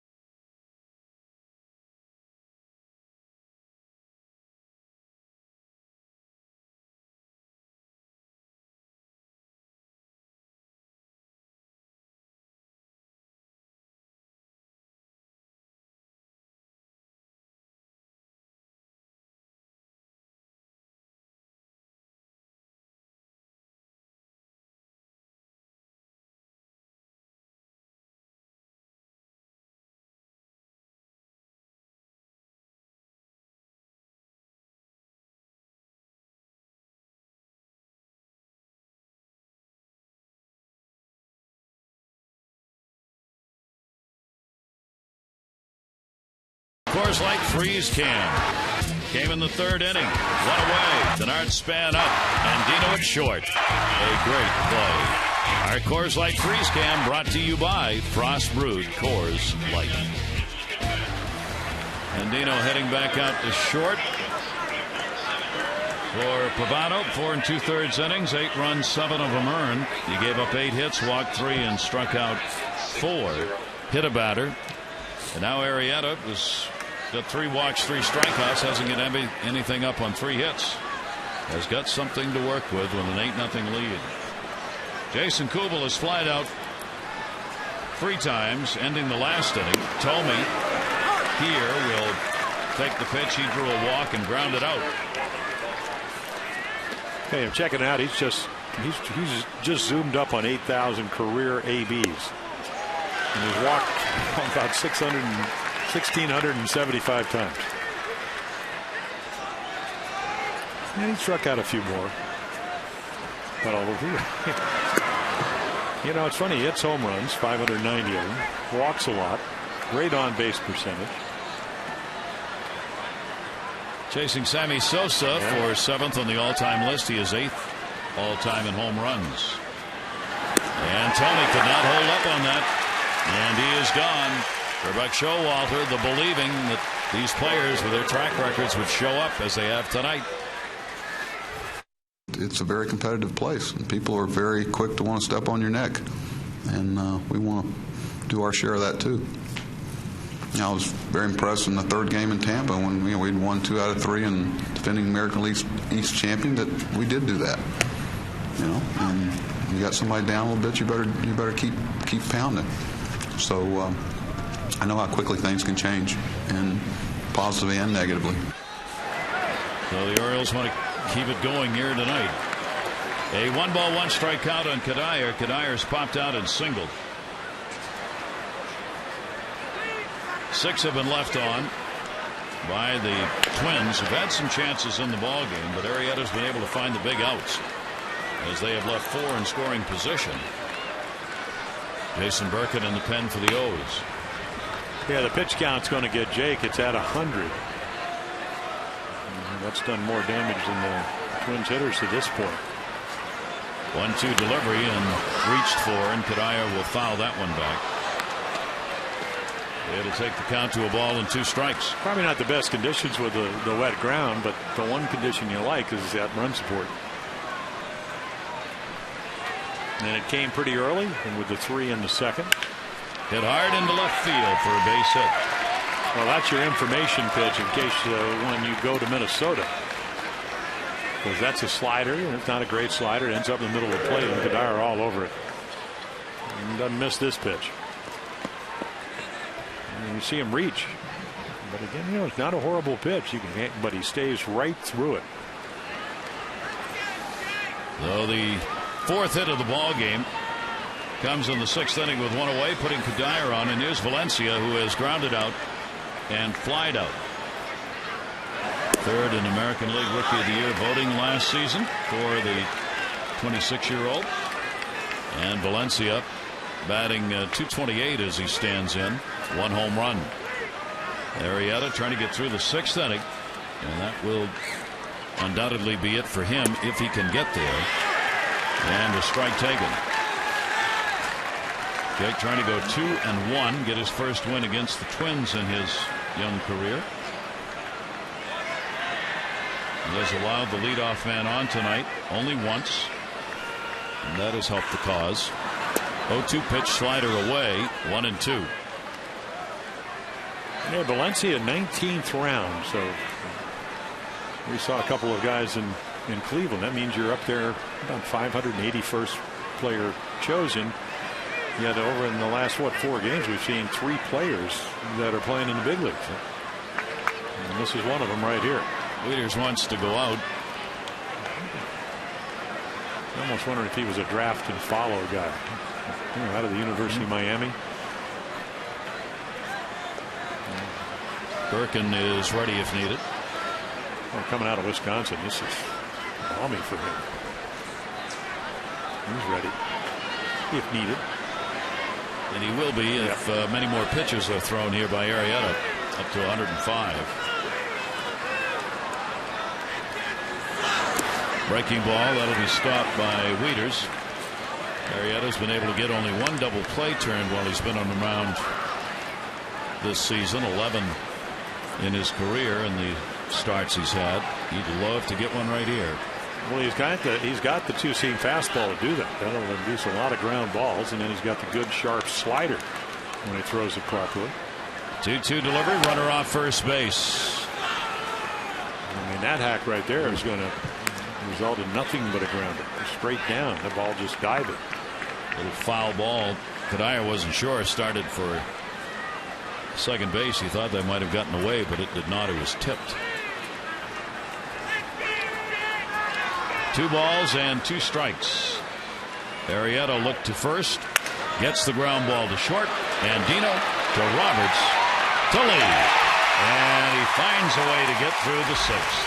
No runs, 1 hit, no errors, and nobody left on base. The Orioles 8, Twins nothing.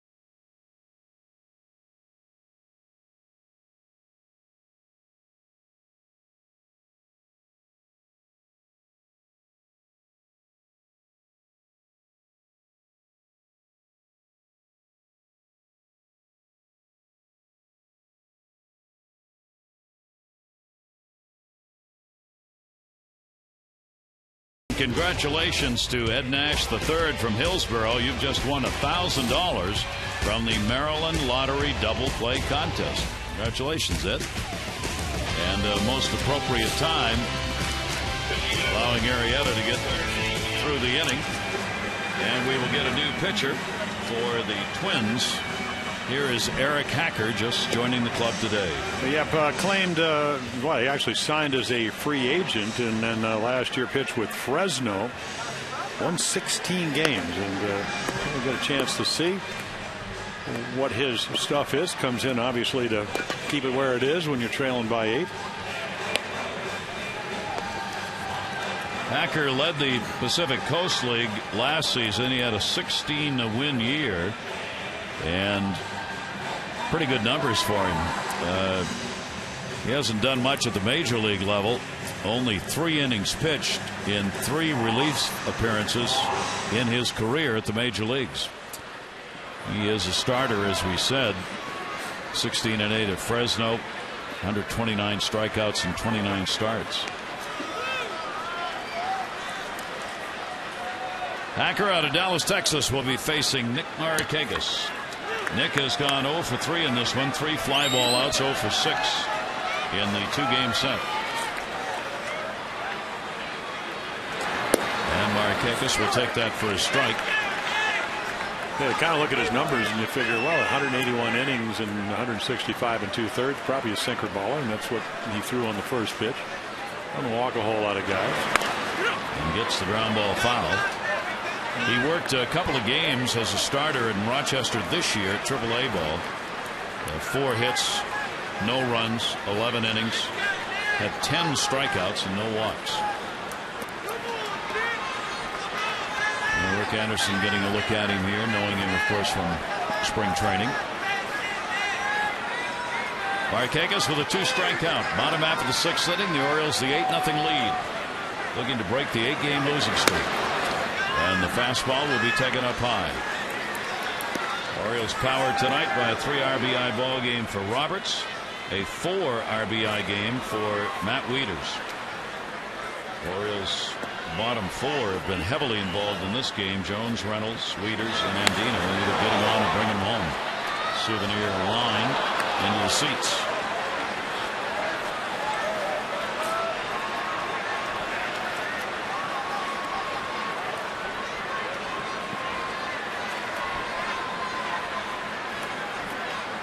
Tampa Bay beating the White Sox 2-1 in their ball game tonight, playing at home. They've gotten it going. He gets the ground ball to Tolbert. And one away in the 6th. Don't forget, Masson has the new show dedicated to you, the baseball fan, the Mid-Atlantic Sports Report, weeknights 5:30 to 6:30. All the news in the O's, Nationals, and MLB, live batting practice look-ins. You can join Tom Davis, Phil Wood, Dave Johnson, Mel Antonin. They get to the topics in sports, giving you maximum access. That is Monday through Friday, 5:30 to 6:30 on Masson. One down here, and the breaking ball misses down low. If you missed it today, Brian Ryeritz had a live interview with the team, and tomorrow Emma Harris will have an in-depth conversation with Derek Lee about his early offensive struggles, trying to get it turned around. That's tomorrow. Lee takes it in a 1-ball, 1-strike count. He singled and scored in the 5th inning, 1 for 3 in the ball game. 1-1 delivery to him, foul back.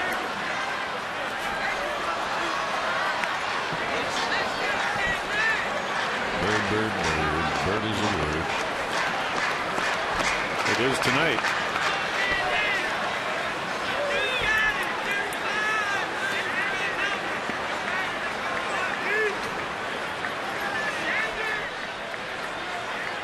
Hacker ready with a 1-ball, 2-strike delivery coming to Lee. Derek will take that one inside, and it goes to 2-2.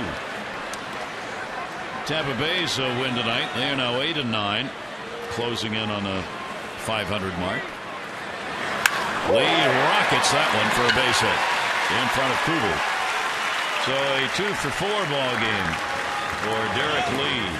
Yeah, I want to speed up a bat, hang a breaking ball. That's what Eric Hacker does. It's just a hit me.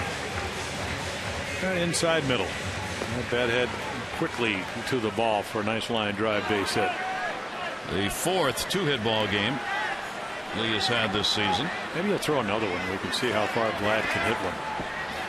He's due for one of those moonshots. 1 for 3 in the game with a single for the DH. Fouls that one off at the plate. Eric Hacker's got a pretty good fastball. I mean, he can shake it a little bit. He can throw the 4-seamer in the lower 90s.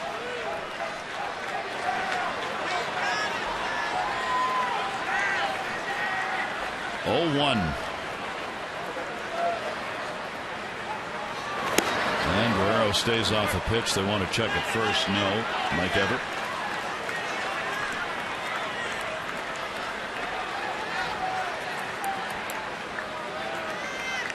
One ball, 1-strike count on Vladdy.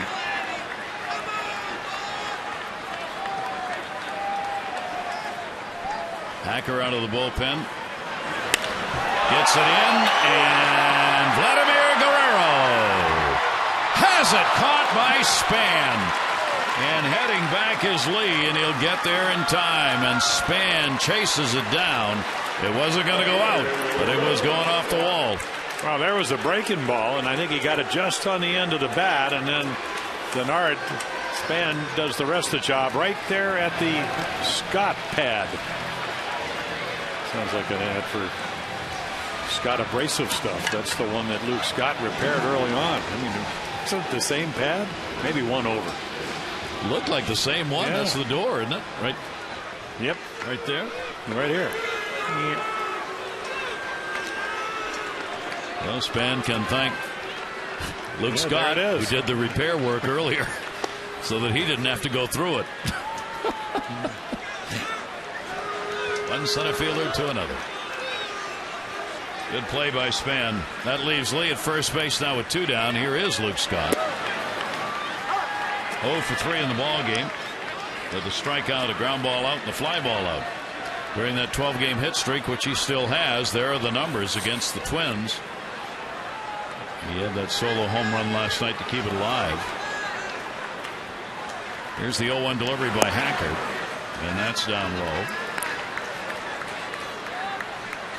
Luke Scott and Nick Markakis are the only 2 tonight in the Orioles lineup who have not reached safely.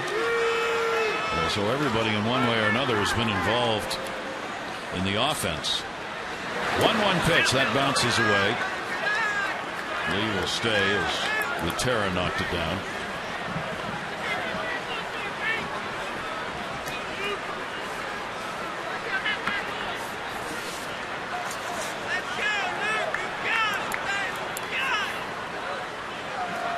Luke stands back in. Lee got the single with 1 down, still on at first base. 10 hits in the ball game now for the Orioles.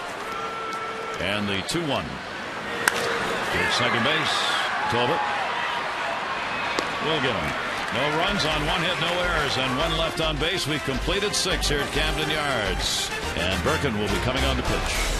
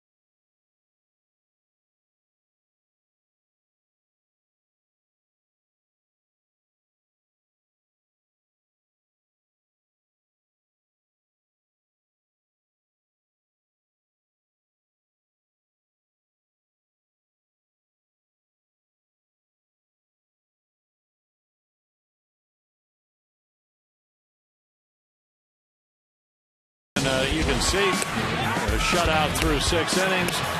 A lot of pitches, but again, 3 walks, 4 strikeouts. They get him the early runs. Really had good stuff. Maybe not his best command, but he's got to be very pleased with his performance, especially when he looks at the scoreboard. And there is Jake. Jason Birkin will come on. Last pitch in New York in the 7th inning. Came in, gave up a run. The Orioles were leading 5-3. So he pitches every time that Jake Arrieta pitches, apparently. That's the last time the both of them pitched up in New York on that Thursday night. Having a nice year. In that game, leadoff walk ended up scoring for the 4th run, and eventually the Orioles will lose in 10-6-5. Jason Birkin must be the only major league player who comes into a ball game to the sounds of Lou Rawls. I don't know anybody else who enters the game with Lou Rawls being played. Do you? Chicago, Wisconsin, close enough. No, but that's not every time, is it? I don't know. Was tonight. That's all I know. I'm an in-the-moment guy. Yes, well, are you ever remember anything else? Here is Luke Hughes. He has doubled and struck out. Down to third. Reynolds, long throw, 1 hopper. Got him! And again, the glove at first base of Lee, helping to make the play. Swooped, snatched by Derek Lee. Mark Reynolds, I mean, you're going to watch this right here. He probably had a little more time to actually set his feet, but he backs up and just heaves it. And lets the big guy do the rest of it. What a nice play. It has to be so comforting to know the person playing at first can do that on a regular basis. And he has. Birkin appreciates it. gets the out. 7th inning. Here's Butera. He was called out on strikes and grounded out his second time up. Casilla, number 9 hitter, waiting on deck. Orioles 8 runs, 10 hits, 6 left on. The Twins no runs, 4 hits, an error, and 6 left on. Back into the screen. Butera with a 2 for 6 so far in the series. Junior Orioles Dugout Club, best value for family entertainment. Kids 14 and under. Tickets to 10 games. The exclusive club hat, membership card, lunch bag, subscription to the Oriole Kids magazine. Only $20. Family and friends get tickets for $6. And you can find out more at 888-848-BIRD or Orioles.com. Yeah, the type of game, Gary, where you bring a guy like Birkin in who's usually coming in to save or hold leads. And I'm sure Rick Adair said, hey, just pitch like you have a lead here. Which you do, but it may be a 1-run lead. So minimal amount of pitches, trust your stuff. And it'll be interesting to see if maybe they sequence their way through the back end of the bullpen just to get some guys to work tonight. Probably will. At least you have that option. Yeah. 2 balls, 2 strikes. Birkin with 1 down and nobody on. And another foul ball down the right side by Drew Butera. And this would be a slider, most likely. Worked on the changeup a lot in spring because, again, he had the labrum soreness last year that really diminished his effectiveness the second half of the year. Really worked hard to get his arm strong again. Guerrero will pop it up to third. Well, no slider, just a rising fastball in on his fist. Reynolds gets it. Butera has been one of the toughest outs the Orioles have had to contend with here in this series, and in fact for the times Butera's had a chance to play, but they've held him off tonight as he is 0 for 3. Butera has had a hit in his 4 career games against the Orioles coming into tonight, and at least 1 RBI in each of those games, but not yet tonight. Casilla has grounded out and walked. 0 for his last 11. He tried to bunt his way on his last time to the plate, but fouled it off and ended up with a walk. Third base, it's an all-Reynolds inning. 7th inning stretch time at Camden Yards as Birkin retires the side in order and the Orioles lead it 8-0.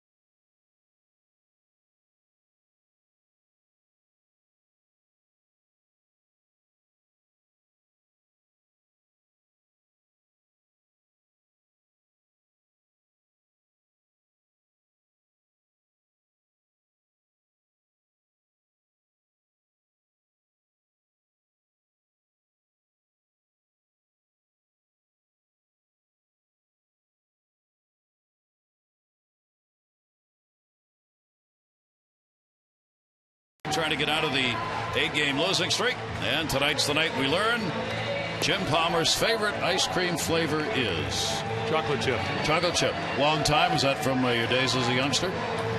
Just because you live over an ice cream store, I knew we eventually would get to this. I thought of that because I obviously had an ice cream cone today. You can't help yourself on that, you know what I mean? Can you get through a day without one? Well, not when you come out of the door and there's the ice cream store off to the left. I mean, what are you going to do?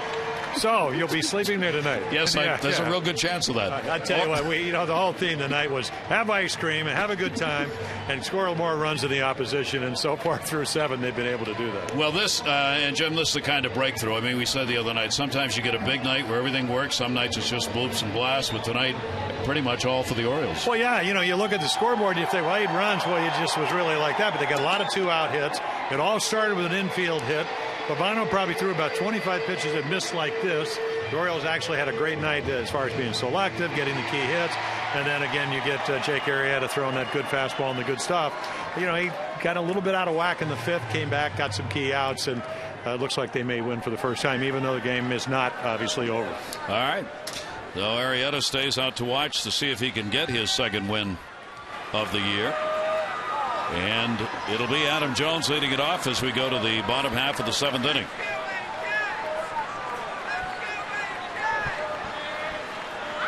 Adam has contributed tonight and swings through the fastball. He has scored twice, reaching on a single and a walk, and he has grounded out.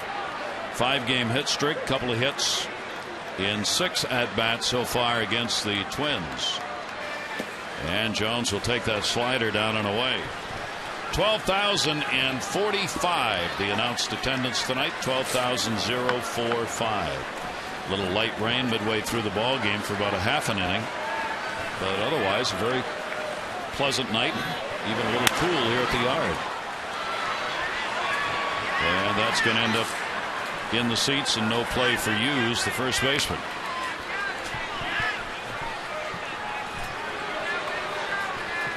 Hacker coming on in the last inning with Pravano working 4 2/3, 8 runs, 7 earned, 8 hits. Hughes came on for a third of an inning, gave up 1 hit. Yeah, American League debut. Did pitch for the Pirates back in 2009, limited service. And 3 games and 3 innings, 4 hits. Jones will slash it foul, and it will stay at a ball and 2 strikes. You know, his fastball actually pretty good. I mean, anywhere from 89 to 94. So, and some pretty good movement. So a chance to impress. First day up with the club, and Jones has got a base hit. So Adam is on for the 3rd time. This is a leadoff single in the bottom of the 7th inning, his second hit of the game. Follow the Orioles with the MLB.com at Bat 2011 app for your iPhone, iPad, Android, or BlackBerry. You get scores, stats, highlights, live audio, pitch-by-pitch tracking, and more. Text at Bat to 31826 or visit Orioles.com for details. Well, the one thing the Orioles have been able to do tonight, a lot of balls back up the middle. I mean, maybe 4 or 5. So, again, you know, 3 solos last night. You love home runs. But it's just almost like maybe calm down a little bit. Work the middle of the plate. Stay on the ball a little bit longer. And it certainly worked out tonight. 11 hits for the Orioles. Reynolds has walked and scored, flied out, struck out, and will take the pitch inside. Orioles got 3 2-out RBIs in that 2nd inning. Another 2-out RBI in the 4th inning. A 2-out bases loaded double by Matt Wieters in the 5th inning that cleared him for 3. And all those runs that are up there on the board tonight. 2 down. And a 3-0 count on Reynolds.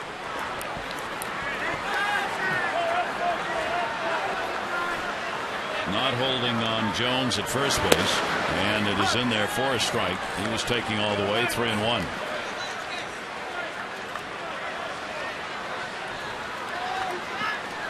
Yeah, normally when the Twins, they go out and get somebody either via the waiver line, wire, or free agent, they got to throw a lot of strikes. I mean, they have a history of bringing people to the big leagues that do that.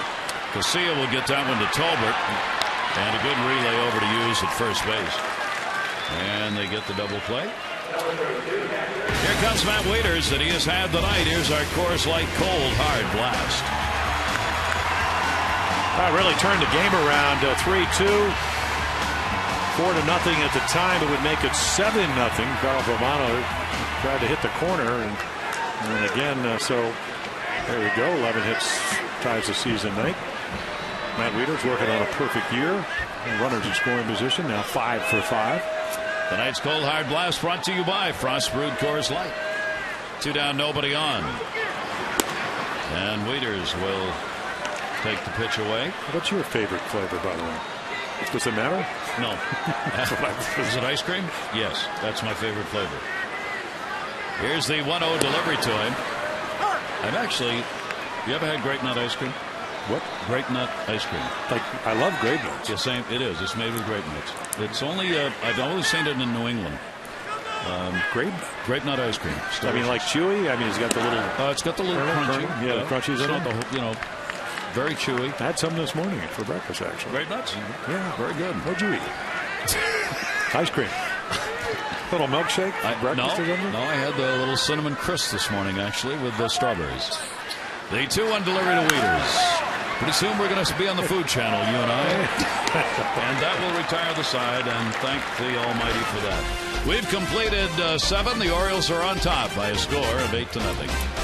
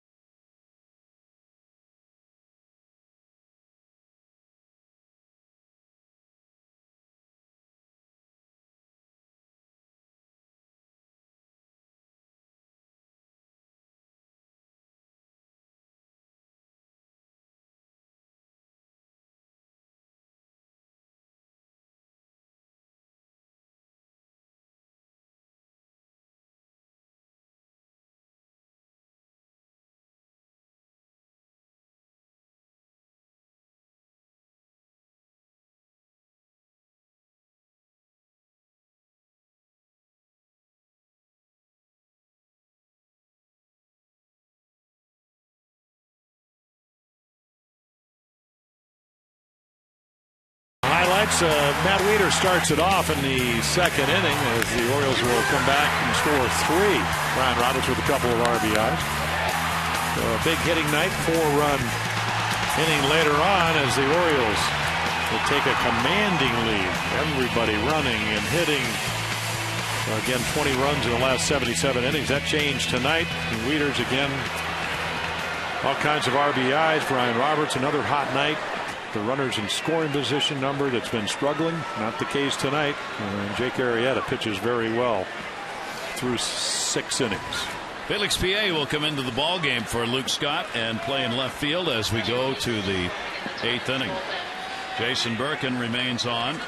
Retired the side in order in the 7th. Top of the order, here's Span, who is single, lined out, and walked. With the 5 for 9 with runners in scoring position, 4 for 7 of that came against the starter Pavano. And the Orioles come into the ball game only 2 for their last 20. Line drive, Roberts. Time to text in your vote for the AT&T player of the game. Let's take a look at your choices. Arrieta with a great start, giving up the no runs on 4 hits over 6 innings. Brian Roberts, who has a 3 RBI game, and Matt Wieters 4 RBIs. Texting your vote A, B, or C to 51862. Tolbert will take it for a strike. I'm on the 4 RBI bandwagon today. By the way, Matt has had as many as 5. That's his career high. Joe Nathan in the bullpen, the former closer, fouled away. 0 for 2 and a sacrifice for Tolbert tonight. Capps, the closer who came on and got the save last night, not available in tonight's ball game, according to Ron Gardner. Yeah, also got the one on Sunday, so that would be that reasoning. And instead, not Joe Nathan again. Coming off Tommy John surgery last year, he really got back in a hurry. But we're just going to back him off. And if he comes in, just work on your arm strength, your release point. And Dino, can he do it again? One hop throw. No. Great try, though. It really was. I mean, that's the way you have to play it. If you take another step, that's the only way that you can get any impetus to throw the ball to first base. So you're going to just try to catch it, get rid of it quickly. And again, you could see his angle going away from first base, so the throw is longer. Probably figured that's the only way he would get to that ball. And again, bang, bang, because of the outstretch of Derek Lee. That'll bring up Jason Kubel with a runner on at first base and 1 out. Lee will play behind the runner with a left-handed batter up, and the off-speed delivery is swung on and missed. Well, that's that changeup that he worked on. Well, he threw it 2 years ago when Jason Birkin was a starter, but last year the slider was so good, very rarely used it. 0-1 fastball will miss up high. Well, sooner or later, Jason Kubel's going to get a hold of one, because that's what he does. 1-1. Kubel's had a couple of home runs in this ballpark. .250 hitter here at Camden Yards. Jones, PA, neither can get it, and it will be a ground rule double. So Kubel is on a 4-game hit streak for him, and a couple on for the Twins. This copyrighted telecast presented by authority of the Orioles may not be reproduced or retransmitted in any form, and the accounts and descriptions of this game may not be disseminated without the express written consent of the Orioles. So the Twins trying to get something going here in the 8th inning. Tomey is going to come out, and Repko will come on to do the pinch hitting. Jason Repko. Good opportunity for Jason Birkin to assume that this is not an 8-0 lead, and let's go to work on a part-time player. Tomey with his 590 home runs done for the evening. Repko takes the slider for a strike. Repko's really the only bench player they have available, as we told you a while ago. They have the second catcher, but they're not going to use him unless absolutely necessary. And Repko swinging a pitch away. He's had a couple of hits and 6 at-bats, 1 RBI. Yeah, when in doubt, let's go to the slide ball. I don't know about Jason Birkin, but his arm is healthy, which it was the first half. It is some terrific pitch. 0-2 delivery. Birkin will miss that. Only 1 down and 2 in scoring position. Tolbert and Kubel.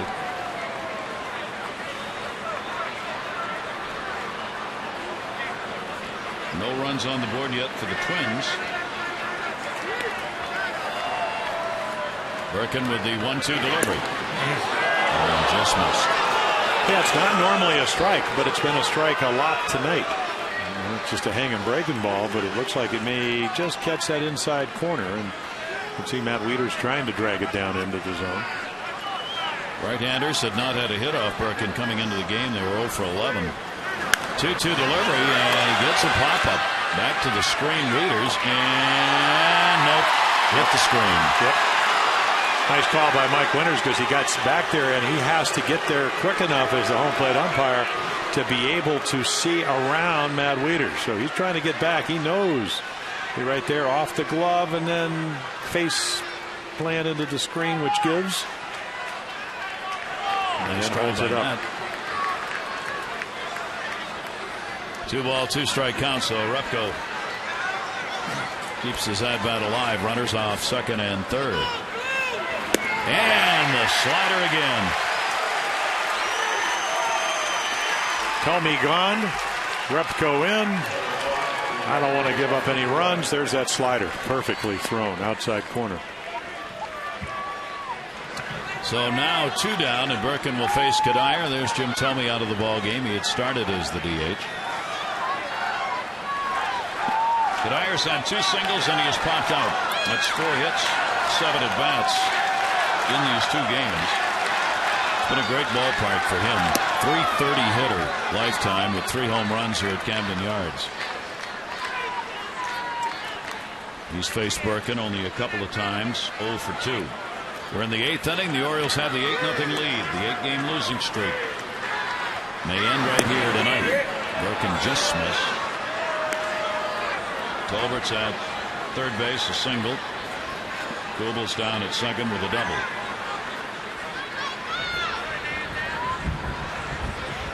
Two and 0 to Kadire.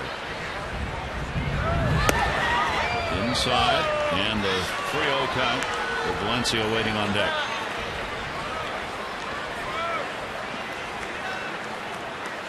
Tom, you don't normally pitch around somebody 8-0, but I don't think Jason would rather pitch to Valencia. There's a strike.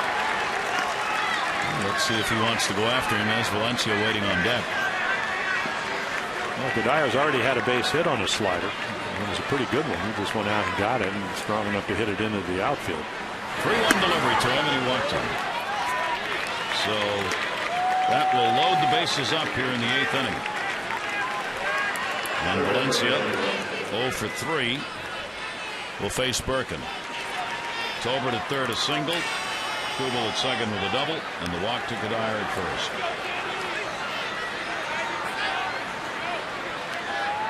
Pretty nice number for a young player, wouldn't you say? 5 for 8 with a couple of home runs. Real good.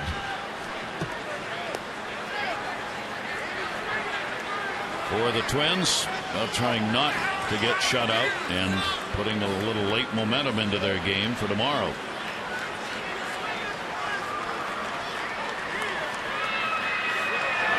Two down, bases loaded, and the pitch is away for a ball.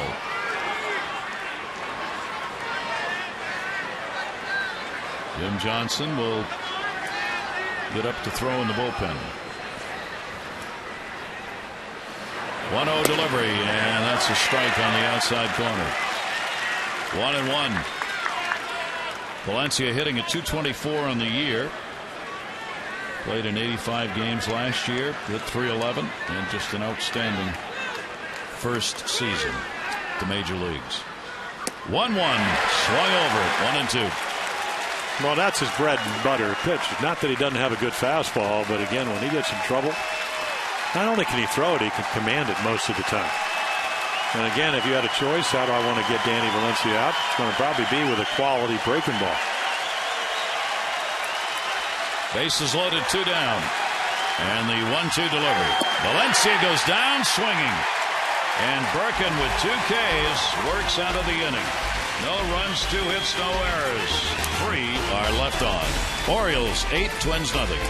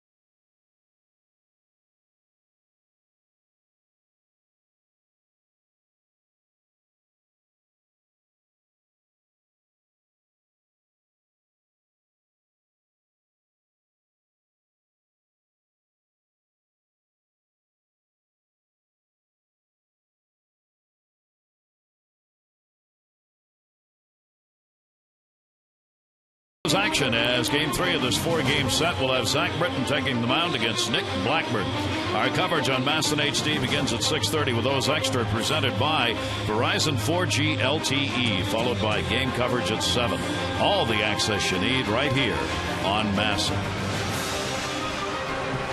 Now Joe Nathan comes in, and there are the numbers. A couple of back-to-back blown saves after saving 3 in a row. So March 31st last year, torn ulnar collateral ligament. You do the Tommy John surgery. You take a tendon out. You kind of blend it back in, and then just a little over a year, in fact less than a year, starts throwing. And as their closer coming at least into the season. It's nice to have another option, though, if he's struggling a little bit. So one thing he's always been able to do, Gary, is throw not only the ball with great velocity, but a great slider, downward tilt. Tall guy, 6'4". Now trying to regain that form at the age of 36. Out of the closer role. And in the pen as Andino will stand in. Andino has been on all 3 times with a walk and 2 singles. Just as we talked about, Jason Birkin has to simulate that this is the same as coming in a close ball game. So does Joe Nathan. Get his work in, try to be efficient. And first pitch strike right there, 91. We'll see what his velocity used to be maybe a few miles per hour more than that. 250 career saves and 281 chances. 34 wins, 18 losses in his career. Saturday lost to the Rays. Second blown save. Went to the manager and said, "You got to take me out of there. I'm not ready to be the closer." And Andino will get a base hit. So Andino's got a 3-hit ball game, and on all 4 times he's been up in that number 9 spot. For every Orioles walk this season, Care First Blue Cross Blue Shield will contribute $50 to support the Living Classrooms Foundation. 40 walks, $2,000. Care First Blue Cross Blue Shield encourages each of us to take the first step towards a healthier and more active lifestyle. 12 hits for the Orioles. Brian Roberts has 2 of them and 3 RBIs. Now a 7-game hit streak for Brian. He's also flied out a couple of times. Second base. Colbert. 1 down.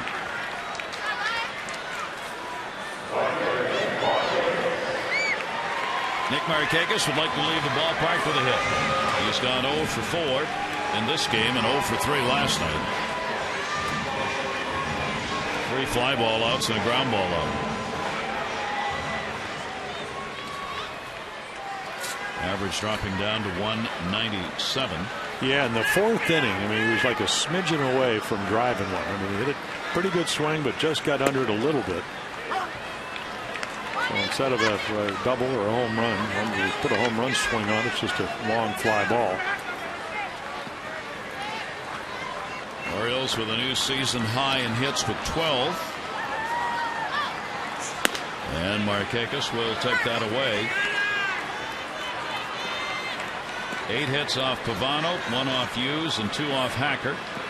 Neither Hughes nor Hacker gave up anything in the 2 1/3 innings that they worked. Wieters a big night, 4 RBIs. Markakis takes it up high and a 2-ball 1-strike count. It's nice though when you're bottom of your lineup, Andino gets on all 4 times, 3 hits and a walk, and then because he couldn't drive anybody in because Wieters already drove him in with 4 RBIs, but then he scores because Brian Roberts has a nice night behind him. 2-1 delivery up high. Talked about the bottom 4. Jones has been on 3 times and scored twice. Reynolds got on with a walk and scored. Wieters has been on 3 times, scored all 3 times, and has 4 RBIs. And Andino's been on base all 4 times up. That's the bottom 4 in the order. 3-1 delivery to Markakis, and he's on against Nathan with a walk. And then once the game starts, you have your leadoff hitter hitting right behind those 4 guys, and that's how you put runs on the board. Derek Lee's been involved, 2 singles, 2 for 4, and a run scored against Nathan Lifetime. He is 3 for 7. Yeah, Dick Hall, a terrific relief pitcher for us. I think you've met Dick over the years. Of course, he was an accountant. He said he's had this formula. I don't know, it probably changed a little bit lately, but anytime you get a hit over 9 hits, it usually means a run. All right. So if you got 12 hits, you got at least 4 runs. Well, I guess there's 3 runs, and then that anything over 9 gets you extra runs. And of course, he was 6'6", and I wasn't ever going to question him. Much Swarthmore, I'm much smarter than I am. Very smart man. And he threw the ball uphill. How do you do that when you're 6'6"? But he could do it. 1 strike count with 1 down. Lee with runners at first and second, and Nathan will miss down low. Evens the count at a ball and a strike. Josh Roop in the bullpen.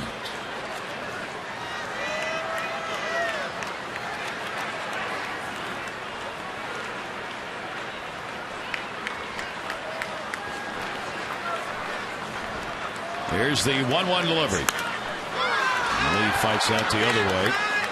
1-2 off Nathan. Well, if all goes well, 3 outs away, the Orioles from ending the 8-game losing streak. And Buck Showalter hoping the ball club can then try and put some of those W's together. Orioles, if they win tonight, would be 7-9. Well, you just want to get back, and they've done it now 3 straight games where you starting pitching does a nice job, which has been the case, and then you get some offense going. Inside, Nathan missing. Yeah, a little two-seamer that just runs down and in, and a little bit more velocity. This looks like the slider a little flat, so maybe trying to stay away from it and make a good pitch with the fastball. 2-2. Runners not being held at either base. Markakis and Andino. In the air to center field. Span. And the runners will stay where they are. And there are 2 down. So Vladimir Guerrero has gone 1 for 4 and was denied an extra base hit in the 6th inning on a fine play by Span in center. He'll come up with 2 down and 2 on.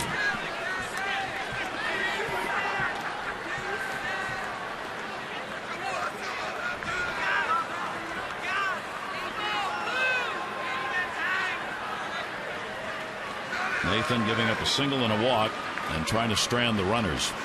Guerrero on a wild cut.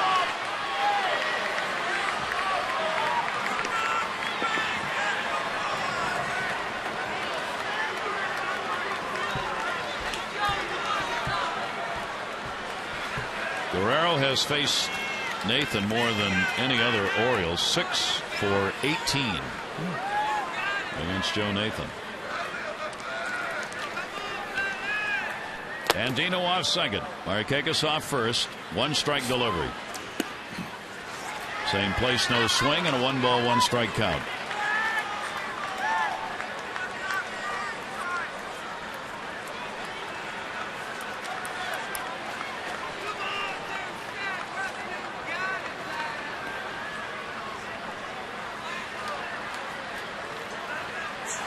One pitch is going to miss away.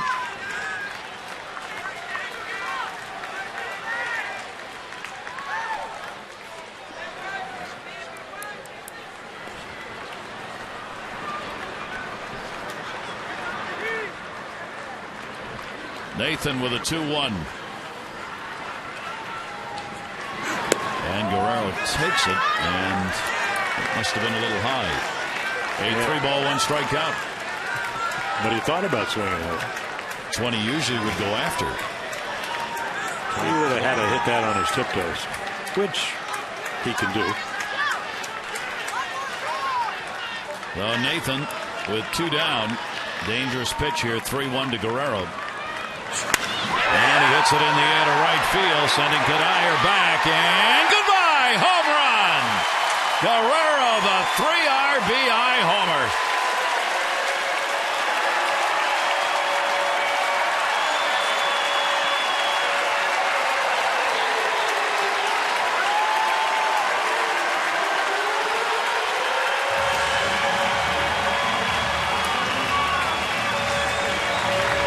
Great place to hit if you can drive the ball to right field. High wall.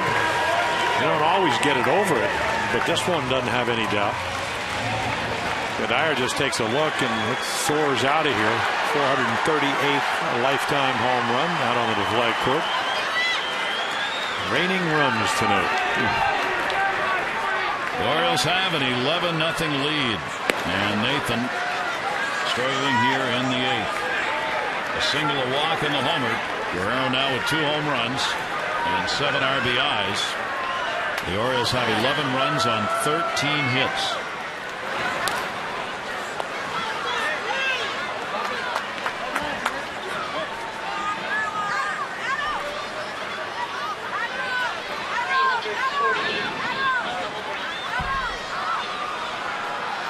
One ball, 1-strike count. Felix Piet getting his first at bat in the ball game as he came in defensively for Scott. Tolbert over to get it. and will record the out. The Orioles strike again in the 8th. Good for 3 in this swing of the bat by Guerrero. 3 outs away from ending the losing streak. They lead it 11-0.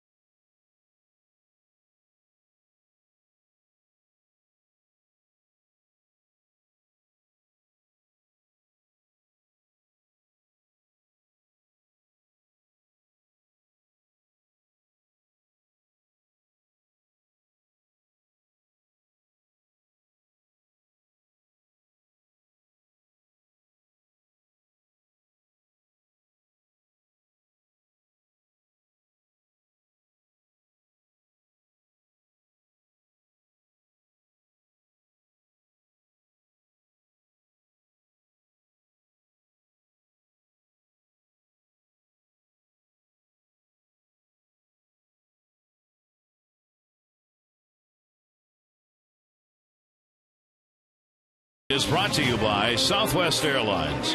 Find our fares online only at southwest.com. Gary Thorne, Jim Palmer back with you, and what's turned out to be a pretty pleasant evening, and especially for the Orioles. 11-0. Josh Roop to pitch. Yeah, last appearance came in relief of Zach Britton in Cleveland on Friday night. Got roughed up a little bit. Gave up 3 runs and more hits, an inning in the 3rd, a base on balls, 3 earned runs and 4 hits. But again, made the club in spring training last year, up and down Omaha, the AAA affiliate of the Kansas City Royals, where he had 10 saves, and then he was in 11 games for the Royals. So as Torres will come on to play at short, and Dina will move over to second base. Roberts out of the ball game. And Luke Hughes batting in the 9th inning. Hughes 1 for 3, a double. And a 1-0 count.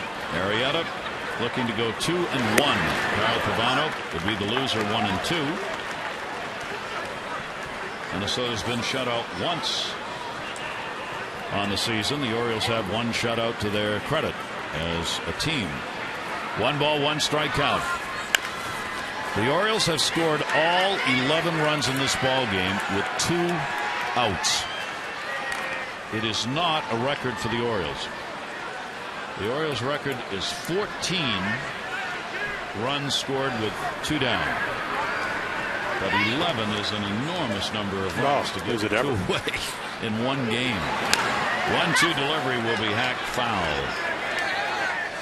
Let's update you on the AT&T voting for the AT&T Player of the Game. There are the numbers so far. You still have time to text in your vote.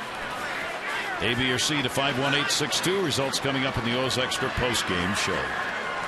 And it all started in an infield hit with 2 outs in the 2nd by Adam Jones. He legged it out, and that got it going, and Luke gets the strikeout. Pretty nice curveball right there. We saw him in relief on a number of occasions. Saw him early in spring training. I said, what's your best pitch? He said, sinker. Well, right there, his best pitch is the big overhand curveball. Slider, change up, fastball to go with it. So Roop records the first out.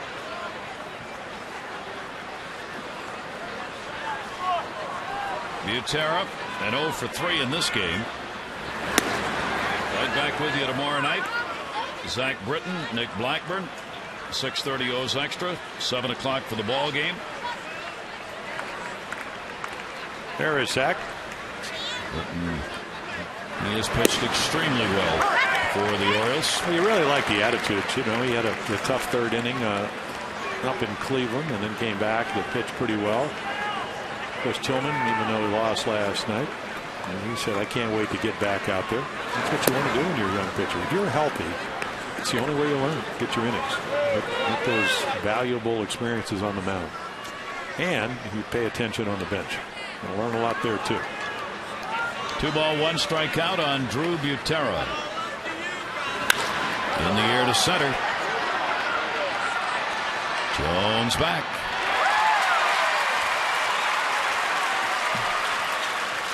Two down in the 9th inning.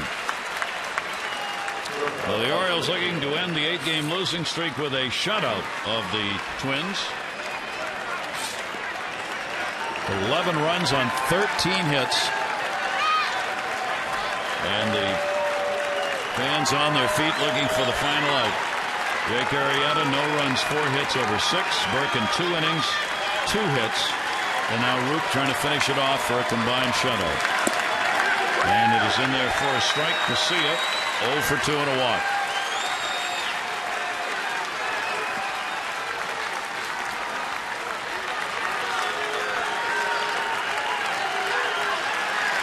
The 0-1 didn't go after it, and a 1 ball, 1 strike count. Orioles got to Carl Pavano, the starter, for 8 runs, 7 earned, and 8 hits. He only worked 4 2/3 innings tonight for Minnesota. That's a strike of the knees. 1-2. Yeah, a boring 2-seam fastball. Josh Roop can throw in the mid-90s when he throws his 4-seamer. Surprisingly velocity. 1-2 delivery. Ooh.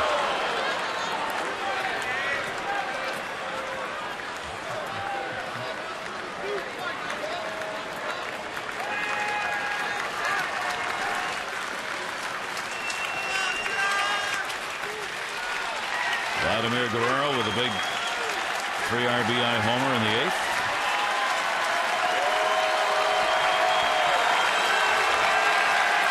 Here's the 2-2 to second base.